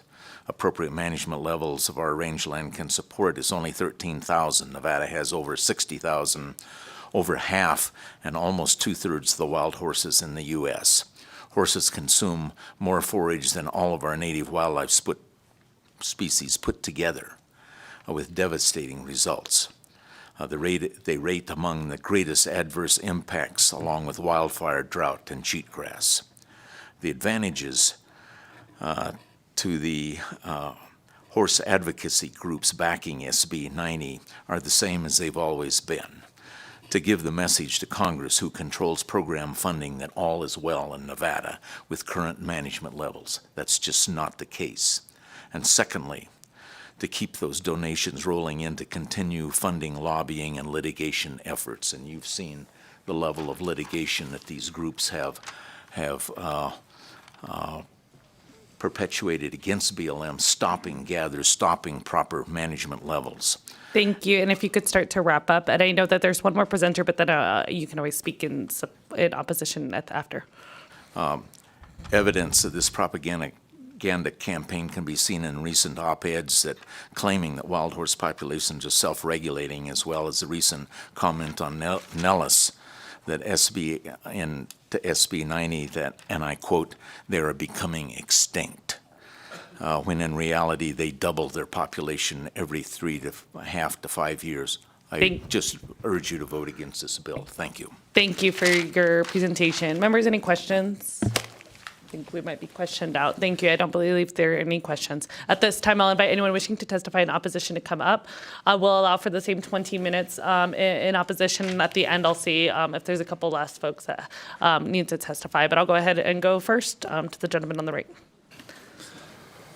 Good morning, Madam Chair and members of the committee. My name is Martin Paris. I'm the Executive Director of the Nevada Cattlemen's Association and also run cattle on a Bureau of Land Management grazing permit that contains a wild horse herd management area.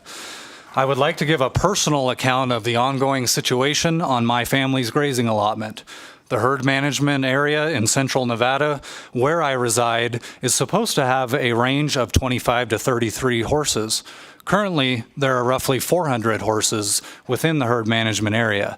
As a result of exploding horse populations, there is not enough forage available during the year to sustain both livestock and wild horses, especially as this unmanaged and unsustainable horse population grazes 365 days a year. This has led to us giving up about 1/3 of the total area of our grazing permit, and we consistently use only half of our allotted animal unit months, which is a standard formula that determines appropriate livestock stocking rates. This reduction in the time and places my livestock can legally graze is not a choice, but rather necessary to ensure the health and well-being of my livestock, as well as the health and well-being of the illegally overpopulated wild horses. In other words, our legal grazing is reduced to help sustain illegal wild horse populations. Several of our association's members are forced into the same situation, but sometimes at a much more severe scale. It's also important to note that ranchers are providing food for our nation. For these reasons, we believe the Mustang being designated as a state horse will send a message that it's okay to violate the law and will ultimately mask the real crisis that is occurring on our public lands.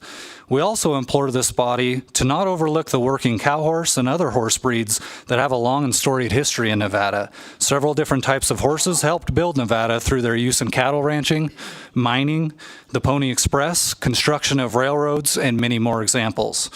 The Nevada Cattlemen's Association respectfully asks that this committee not unintendedly promote the mismanagement of wild horses through bills like SB 90. Please wrap up your testimony. And please make sure you submit your written remarks to our committee secretary. That goes for anyone that has the opportunity or doesn't have the opportunity to testify. Next year in Carson. Madam Chair, committee members, my name is Ashton Caselli, ASHTON, Caselli, CASELLI.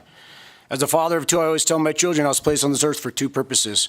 One of those purposes is to keep them safe for the rest of my life. Keeping these two kids safe is ensuring their future, Nevada's future. SB 90 might have started with good intentions, but my feeling is there are intentions at work here that do not support Nevada's best interest. I volunteer for the Northern Nevada Safari Club, Coalition for Nevada's Wildlife, Coalition for Nevada Healthy Lands, Reno Elks Lodge, and the Reno Rodeo Association. All of these groups have Nevada as its priority, Nevada as its best interest, and its future. I own a horse. My daughter rides her horse as a volunteer for the Reno Rodeo Flag Team. Our love for horses runs deep. I'm here in opposition of SB 90 because I know through volunteerism, through biology, through conservation, education, and experience, I have learned that horses calling Nevada home are destroying habitat as we know it. As Nevada, we fear drought, we pray for snow, despise Mormon crickets, sanitize our boats between lakes because of invasive mussels. BLM has a war on weeds to eliminate non-native invasive plants. I am confused as to why we as Nevadans would not want to have the same sentiment across the board for anything and everything that negatively affects our state. We cannot let emotion get the best of us. As a parent, I'm required to make hard decisions in the best interest of my kids. Do what it takes to keep them safe. Your task, the vote you earned, bestowed you the purpose of doing what is in the best interest of the state. Keep it safe, make it a better place than you found it. Pending management of horses, getting them to appropriate management levels, funding that management adequately, we cannot place the horse on a pedestal of any kind. We must be honest with ourselves, honest with our kids, and do what's right. You have received the science, the data, and the facts. Protect Nevada habitat, protect our native species. Please vote no on SB 90. Thank you. Next. Hi, Madam Chair and committee members. My name is Gianna Pounding Caselli, and I'm 18 years old and will be graduating from Reno High School this year. I'm a sixth-generation Nevadan, and as an avid sportsman and a horse owner, and these experiences, I can alarm people that the wild horse eats more forage than all the other wildlife in Nevada combined.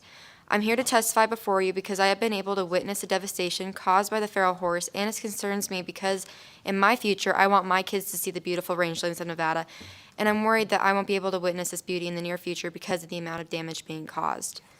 I'm a flag girl for the Reno Rodeo. My love for horses started at a young age, and through my rodeo career is very important to me. My horse is my partner in achieving my goals. It would be naive of me to ignore the natural characteristics of horses, those being territorial, aggressive, and without natural predators, and the will to survive that stomps out wildlife. These horses need to be managed in order to keep all Nevada wildlife thriving. How could we prioritize the horse over thousands of other species that are native to Nevada and have every right to be here? Thank you. Thank you. Next. Thank you, Madam. And I apologize. I forgot to congratulate the young lady on her graduation. So congratulations to you and all your friends graduating this year. Next. Go ahead, sir. Thank you, Madam Chair and members of the committee. My name is Stuart Davis. I'm 11 years old, and I'm in 5th grade in a Washoe County Public School. I also live in Assemblywoman Taylor's district. I'm here today to speak in opposition to Senate Bill 90, which would make the Wild Mustang our state horse. I believe that schools should teach students both sides of an argument before they bring a bill as a project. In my class right now, we are doing a project about problems in the environment. My group is trying to figure out solutions to problems with overpopulation and endangered ecosystems.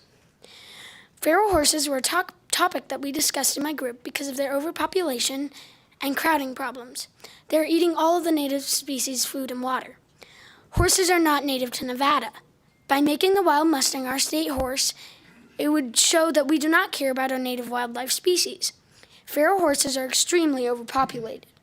According to the BLM, in some areas of our state, they are 10 times over the appropriate management levels. A place that has been taken over by wild mustangs is the Virginia Range, near Reno. This is a good example of where native species like deer and bighorn sheep have been shoved out of areas where there is food and water. Feral horses are large and strong animals that outcompete the native animals. Most of the feral horses in Nevada are managed by the federal government. If we pass SB 90, it will send the message to Congress that the horse situation in Nevada is fine. The truth is that feral horse populations are out of control, and they are destroying Nevada's environment. Please vote no on SB 90. Thank you for joining us today. We'll go ahead and take the young gentleman that's over here, and then I'm going to go to the phone, so then we'll come back. Thank you. Go ahead. Hello, Madam Chairman and committee members. My name is Giovanni Caselli. I'm a 14-year-old Reno High School student. I am an avid sportsman and conservationist, and I'm here today to testify my grave concerns for the state of Nevada. In my short life, I have witnessed the destruction caused by the feral horse in the state of Nevada. I have spent many days hunting big game in the mountains throughout Nevada and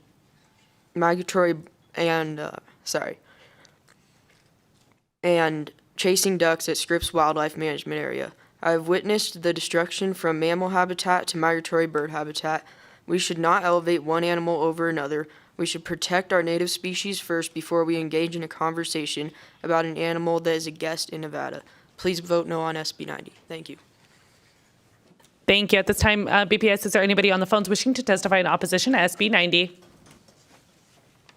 Callers, if you would like to testify in opposition to SB 90, please press star 9 now to take your place in the queue.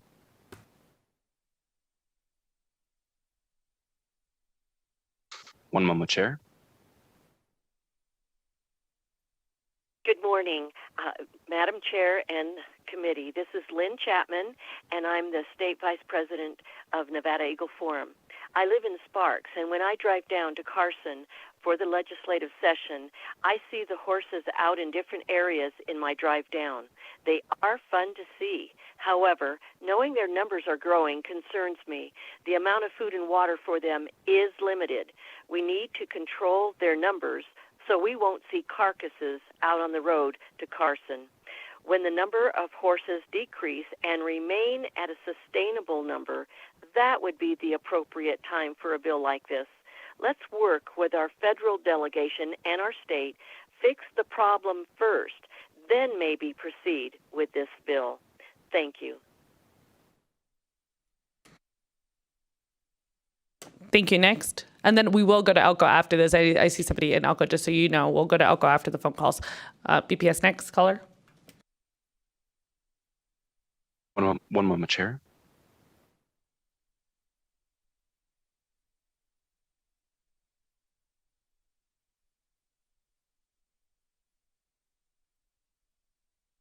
Good morning, Chair Torres, members of the committee. My name is Charlie Booker, CHRLIEBOOHER, and I'm calling in to register the opposition of the Wild Sheep Foundation to Senate Bill 90. Wanted to raise 2 points in addition to echoing everything that's been said by the opponents of this bill this morning. The first is to highlight our ongoing work in Washington with the Bureau of Land Management and the Forest Service on this ongoing issue. As of this year, the White House has requested $155 million to manage wild horses and burros for the Bureau of Land Management. That's out of a total budget of $1.7 billion. And as we've heard today, we know that current policies are not doing right by the land. They're not doing justice to our native wildlife, nor are they doing justice to the horses themselves. And to send this signal to Washington would be a disservice to all of those factors. The other element I'd like to raise is our commitment to the ongoing education, both of natural history and of civics of folks across the West, including elementary students. Many members of the committee will note that we've reached out to Doral Academy both to offer to speak to the students about the democratic process of opposition and how that process works from the perspective of a stakeholder group. And we've also offered to engage their classrooms with our ongoing educational program that is based in Reno and developed by a local 5th grade teacher to meet the science curriculum standards of the state of Nevada. With that, we respectfully request that your committee table this bill if it's brought before you for a vote, and appreciate your time and will be available for questions. Thank you. Thank you. Next caller.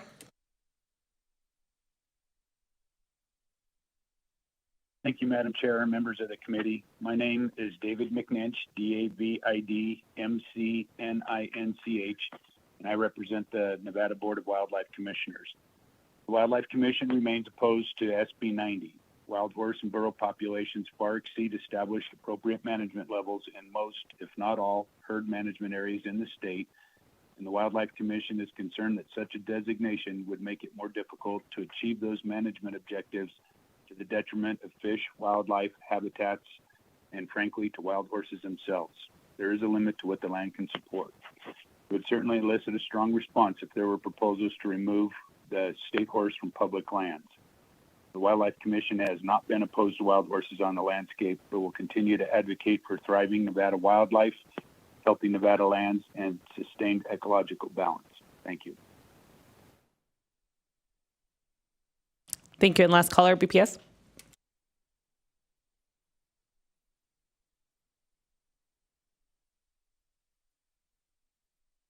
Hello, everyone, and thank you for being here today. My name is Dre Arman, and I'm the Idaho Nevada Chapter Coordinator for Backcountry Hunters and Anglers. It was mentioned in the pro argument today that Nevada has one of the highest sheep populations in the lower 48, and I would like to point out that while this may be true, we cannot use state-to-state comparisons to determine appropriate wildlife management goals. Having more sheep than another state does not mean that sheep populations are exempt from habitat degradation that wild horses cause. The Nevada Department of Wildlife cited horse overpopulation as one of the top factors contributing to the decline in wildlife populations, including the desert bighorn sheep and the Houghton cutthroat trout. In other words, the current overpopulations of horses are detrimental to the native populations of other state symbols. Another testimony in support of this bill asks that you remove the voice of hunters to hear the real voice of Nevadans. I ask that you consider the voice of all Nevadans, including hunters and anglers, and make a decision to uphold holistic integrity within the symbolism officially representing the state of Nevada. Nevada Backcountry Hunters and Anglers recognizes that horses have a place in the great state of Nevada alongside many other species on our public lands. Passing House Bill 90 before solutions to the wild horse and burro problem have moved to the population into alignment with the Bureau of Land Management goals would be another step away from restoring the native habitats of Nevada that desperately need reprieve from our out of control horse herds. Though the students that requested this bill are well-meaning, we hope that this bill will be rejected and this experience can be used to educate the youth and adult citizens of Nevada about the rich biodiversity that is possible within our public lands. Thank you. Thank you. At this time, we'll go ahead and go to Elko.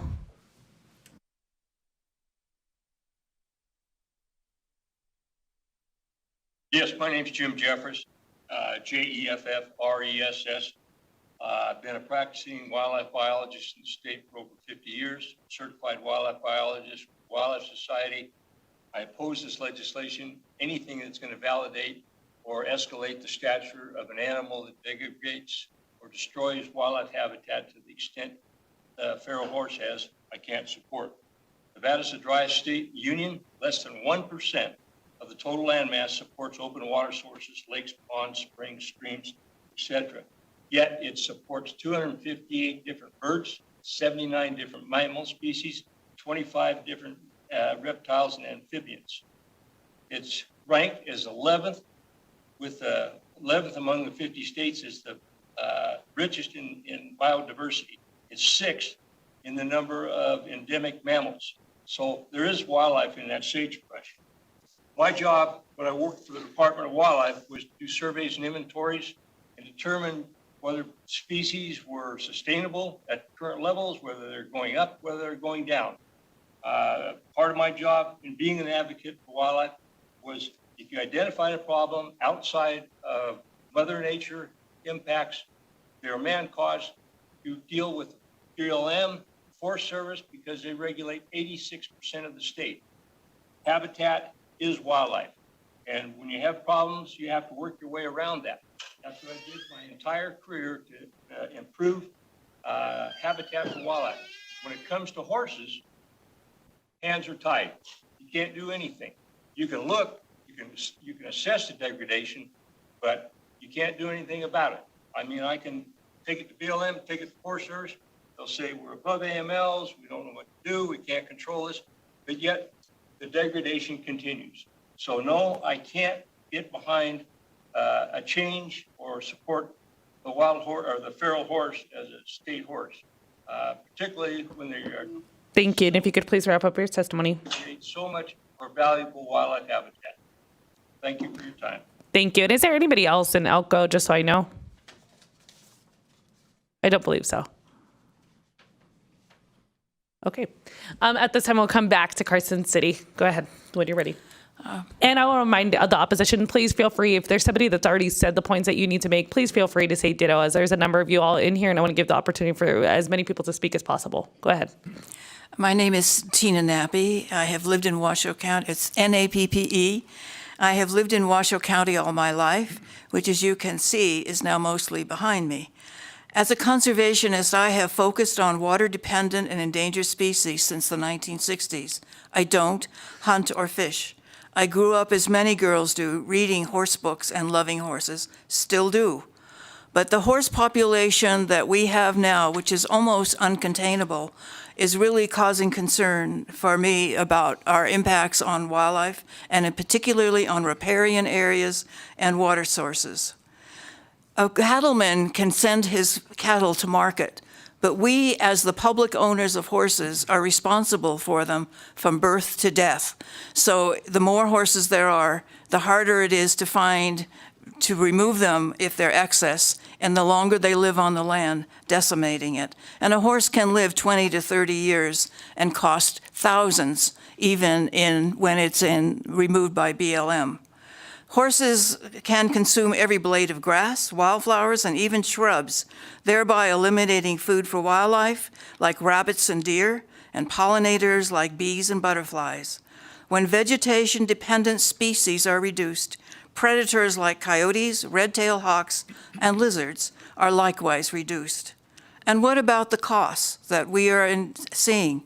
In the Sheldon National Wildlife Refuge, after removing horses and cows, portions of that refuge had to be fenced to keep the horses out. Reno is facing fencing. And there are places like Washoe Valley, Washoe Lake State Park, where fencing might be desirable to protect the native resources there. So I think we have to think about what these costs are and how many horses that we can afford with them and to protect our wildlife. We all enjoy seeing a few wild horses and burros, but please do not elevate an animal that is so destructive and expensive and which we have yet to learn to manage. Thank you. Thank you. Next. Madam Chair, members of the committee, my name is Willie Molini, and I am here, M-O-L-I-N-I, and I'm here today representing the Coalition for Healthy Nevada Lands. And in terms of full disclosure, I should indicate that I worked for 30 years for the Department of Wildlife and served as director of that agency for 16 years. It's clear here today that wild horses elicit strong emotions from the many people that have an interest in them. While SB 90 may indeed be well-intentioned, its unintentional consequences are potentially debilitating to our fragile Great Basin lands and the 700-plus species of fish and wildlife that depend on those lands. Nevada is the driest state in the Union, as you all know. Yet we host 63% of the nation's wild horses.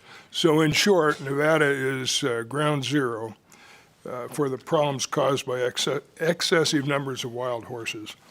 Nevada Revised Statutes 501-100 is a legislative declaration regarding wildlife.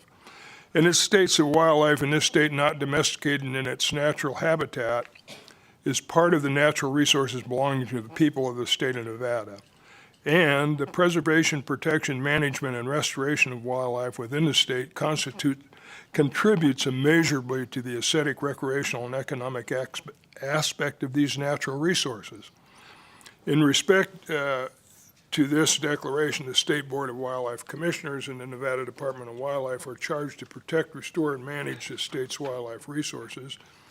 And furthermore, the state has designated, as you've heard, the various animals. The desert bighorn sheep is a state mammal, a mountain bluebird is a state bird, the London cutthroat trout is a state fish. Thank you, and if you could please wrap up your testimony. Okay, I shall. Thank you, Madam Chair. It just seems inappropriate to me to take a non-native animal that impacts our native animals in concert with what's designed in statute to protect and name it as the state horse. Thank you for your remarks. Thank you. Next. Thank you. Good morning, Madam Chair and committee members. I'm Mark Fries. I'm the Habitat Division Administrator for Nevada Department of Wildlife. I'm here today to testify in opposition to SB 90 on behalf of the Department of Wildlife. While we applaud the efforts of students to get the bill to this point in the legislative process, we believe that the legislation lacks the recognition of the impacts horses have on our native wildlife populations. The passage of SB 90 will only further convolute the public's perception and make the management of Nevada's ecosystems and finding the balance to sustain the health of the land, vegetation, horses, and wildlife that much tougher. Our basis comes from some statistics from the Bureau of Land Management in 2022. So 73% of the herd management areas in Nevada are over AML. Of those over AML, the average is 353% above AML. BLM managed wild horse and burros consume over 2 times as much wild forage and as much as 3 times more water than all of Nevada's big game species combined.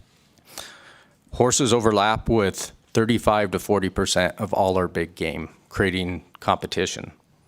Wild horses have morphological and physiological attributes enabling them to be superior competitors compared to our native wildlife species, including they are cecal digesters, have upper and lower incisors, and are the most socially dominant grazer in the Great Basin.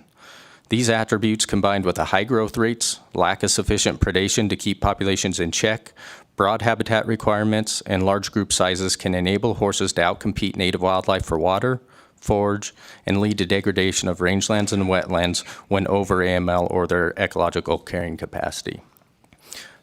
I'll just echo the ditto comment on water exclusion. Wildlife are indeed impacted. Sage grouse On average, for every 50% increase in horse abundance over AML, there is a correlated Thank you, and if you could please wrap up 2.6% your decline in testimony. sage grouse. Thank you. Thank you. We'll go next, and I'll just remind people to feel free to say ditto. We only have about 3 minutes left. Dr. Lydia Teal, LYDIA-TEEL, representing Nevada Bighorns Unlimited for the record. For the last 40 years, our organization has been instrumental for the reintroduction of bighorn sheep, our state animal, into more than 60 mountain ranges throughout Nevada. One of those mountain ranges is the Virginia Range, where our native desert bighorn sheep were reintroduced in 2011. Normally, reintroduced bighorn do quite well and establish sustainable populations. However, there are less than 150 adult bighorn sheep within the Virginia Range today, with low lamb survival rates. When you compare the over 3,000 horses in the Virginia Range based on the amount of forage they eat, the water they drink, this is their biomass, that would equate to over 25,000 bighorn sheep. Can you imagine taking 2.5 times the amount of bighorn sheep in the entire state of Nevada and cramming them into one mountain range? This bill may seem harmless at face value, however, it empowers irresponsible management of a resource that is already exceptionally challenging to work with. This bill will only make responsible management of our lands even more challenging than it is today. Thank you. Thank you. And I have to ask before I continue on here, is there anybody in Las Vegas wishing to testify in support of it? I apologize, in opposition to SB 90? If you could come quickly, thank you. We'll go to them and then we'll come back here.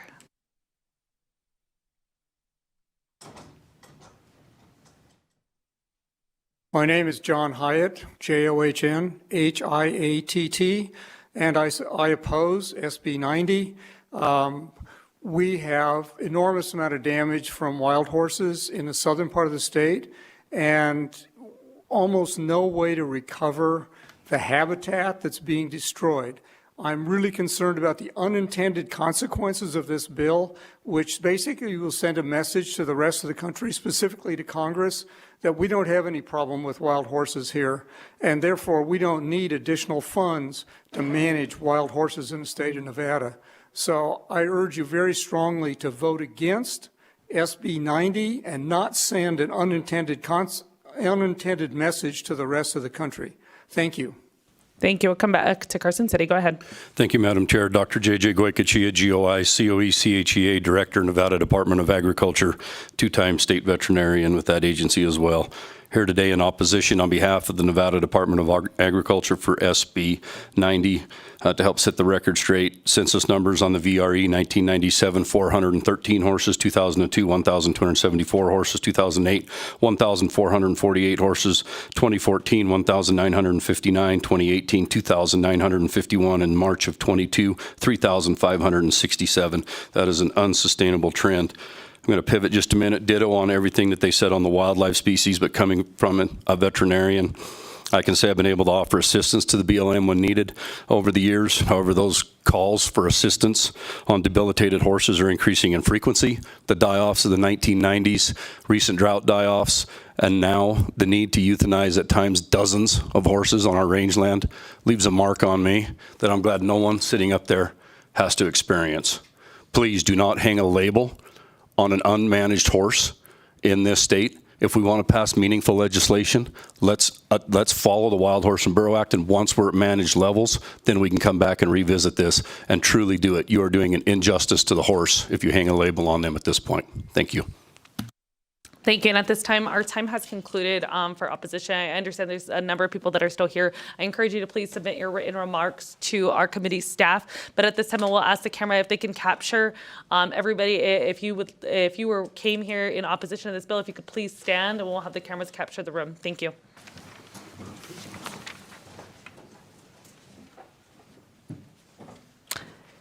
Thank you. I appreciate it. And I'm working with my committee staff so that we can get the sign-in sheets. You may be seated. I'm working with my committee staff to get the sign-in sheets posted online. We will, of course, be blocking out any personal identifying information like our phone numbers so that is not posted. Next, we'll move into neutral testimony for SB 90. Anyone wishing to testify neutral here in Carson City? I do not see any. Is there anyone in Elko wishing to testify neutral? BPS, is there any, or I apologize, is there anyone in Las Vegas wishing to testify neutral to SB 90? I don't believe so. BPS, is there anyone on the line wishing to testify neutral to SB 90? Callers, if you would like to testify in neutral for SB 90, please press star 9 now to take your place in the queue.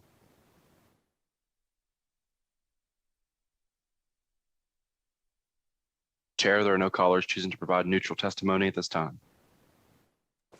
Thank you. At this time, I'll invite the bill sponsor for any closing remarks. I don't believe I see her, the senator. It doesn't appear there's anyone. So we will go ahead and close the hearing on SB 90. At this time, we will move on to the last item on our agenda, which is public comment. Anyone wishing to testify in public comment will be given up to 10 minutes. Due to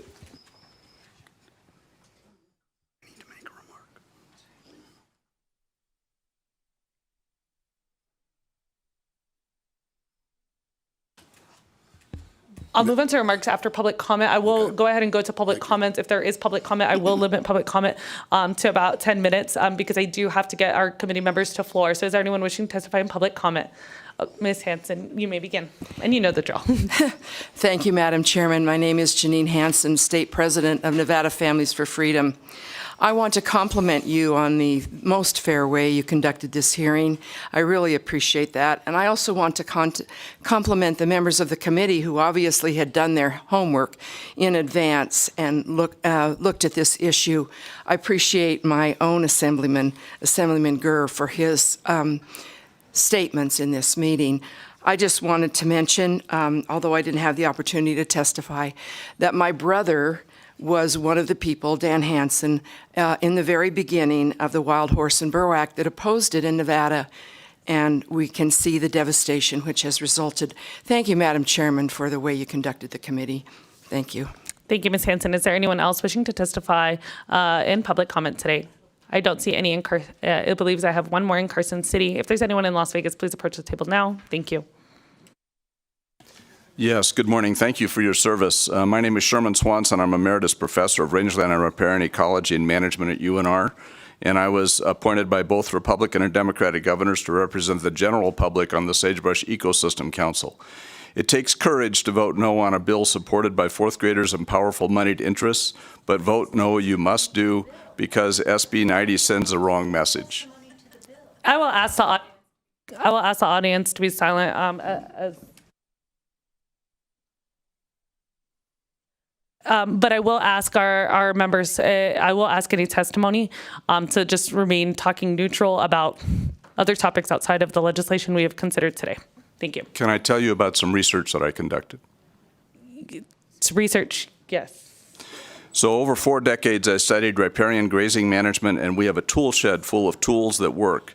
In the last decade, I studied horse grazing too, and season-long continuous grazing by excess horses is causing scarce oases needed by most Nevada wildlife. I apologize, sir, because the research is specific to the horses. I will ask you to stop testimony, but I will also ask you to submit your written remarks because I believe that you have some to the committee, and we'll make sure those posted online. I have done that. Thank you. Thank you. I appreciate it. Is there anybody else wishing to testify in public comment?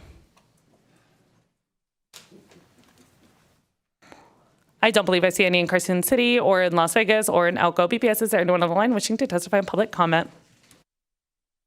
Callers, if you would like to provide public comment, please press star 9 now to take your place in the queue.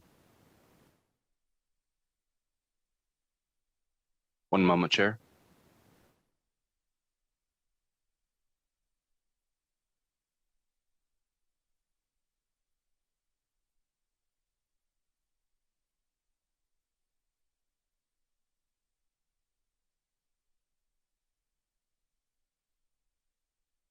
Santos, and this is from my heart.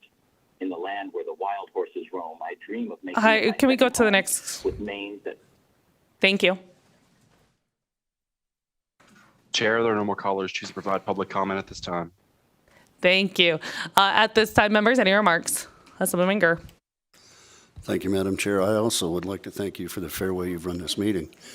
And for the record, I know all of your computers have blown up in the last 24 hours. There's 1,150 plus in opposition. You can't show them on a camera, but 1,150 plus that I've counted since yesterday afternoon. So representation of the whole state. I don't even know where they're all from, but 1,150 people have written in opposition to SB 90. Thank you. Thank you, and I will note that I'm sure that there's many that have submitted letters in support as well, and so I know our committee staff will make and our committee members will review those before considering this bill.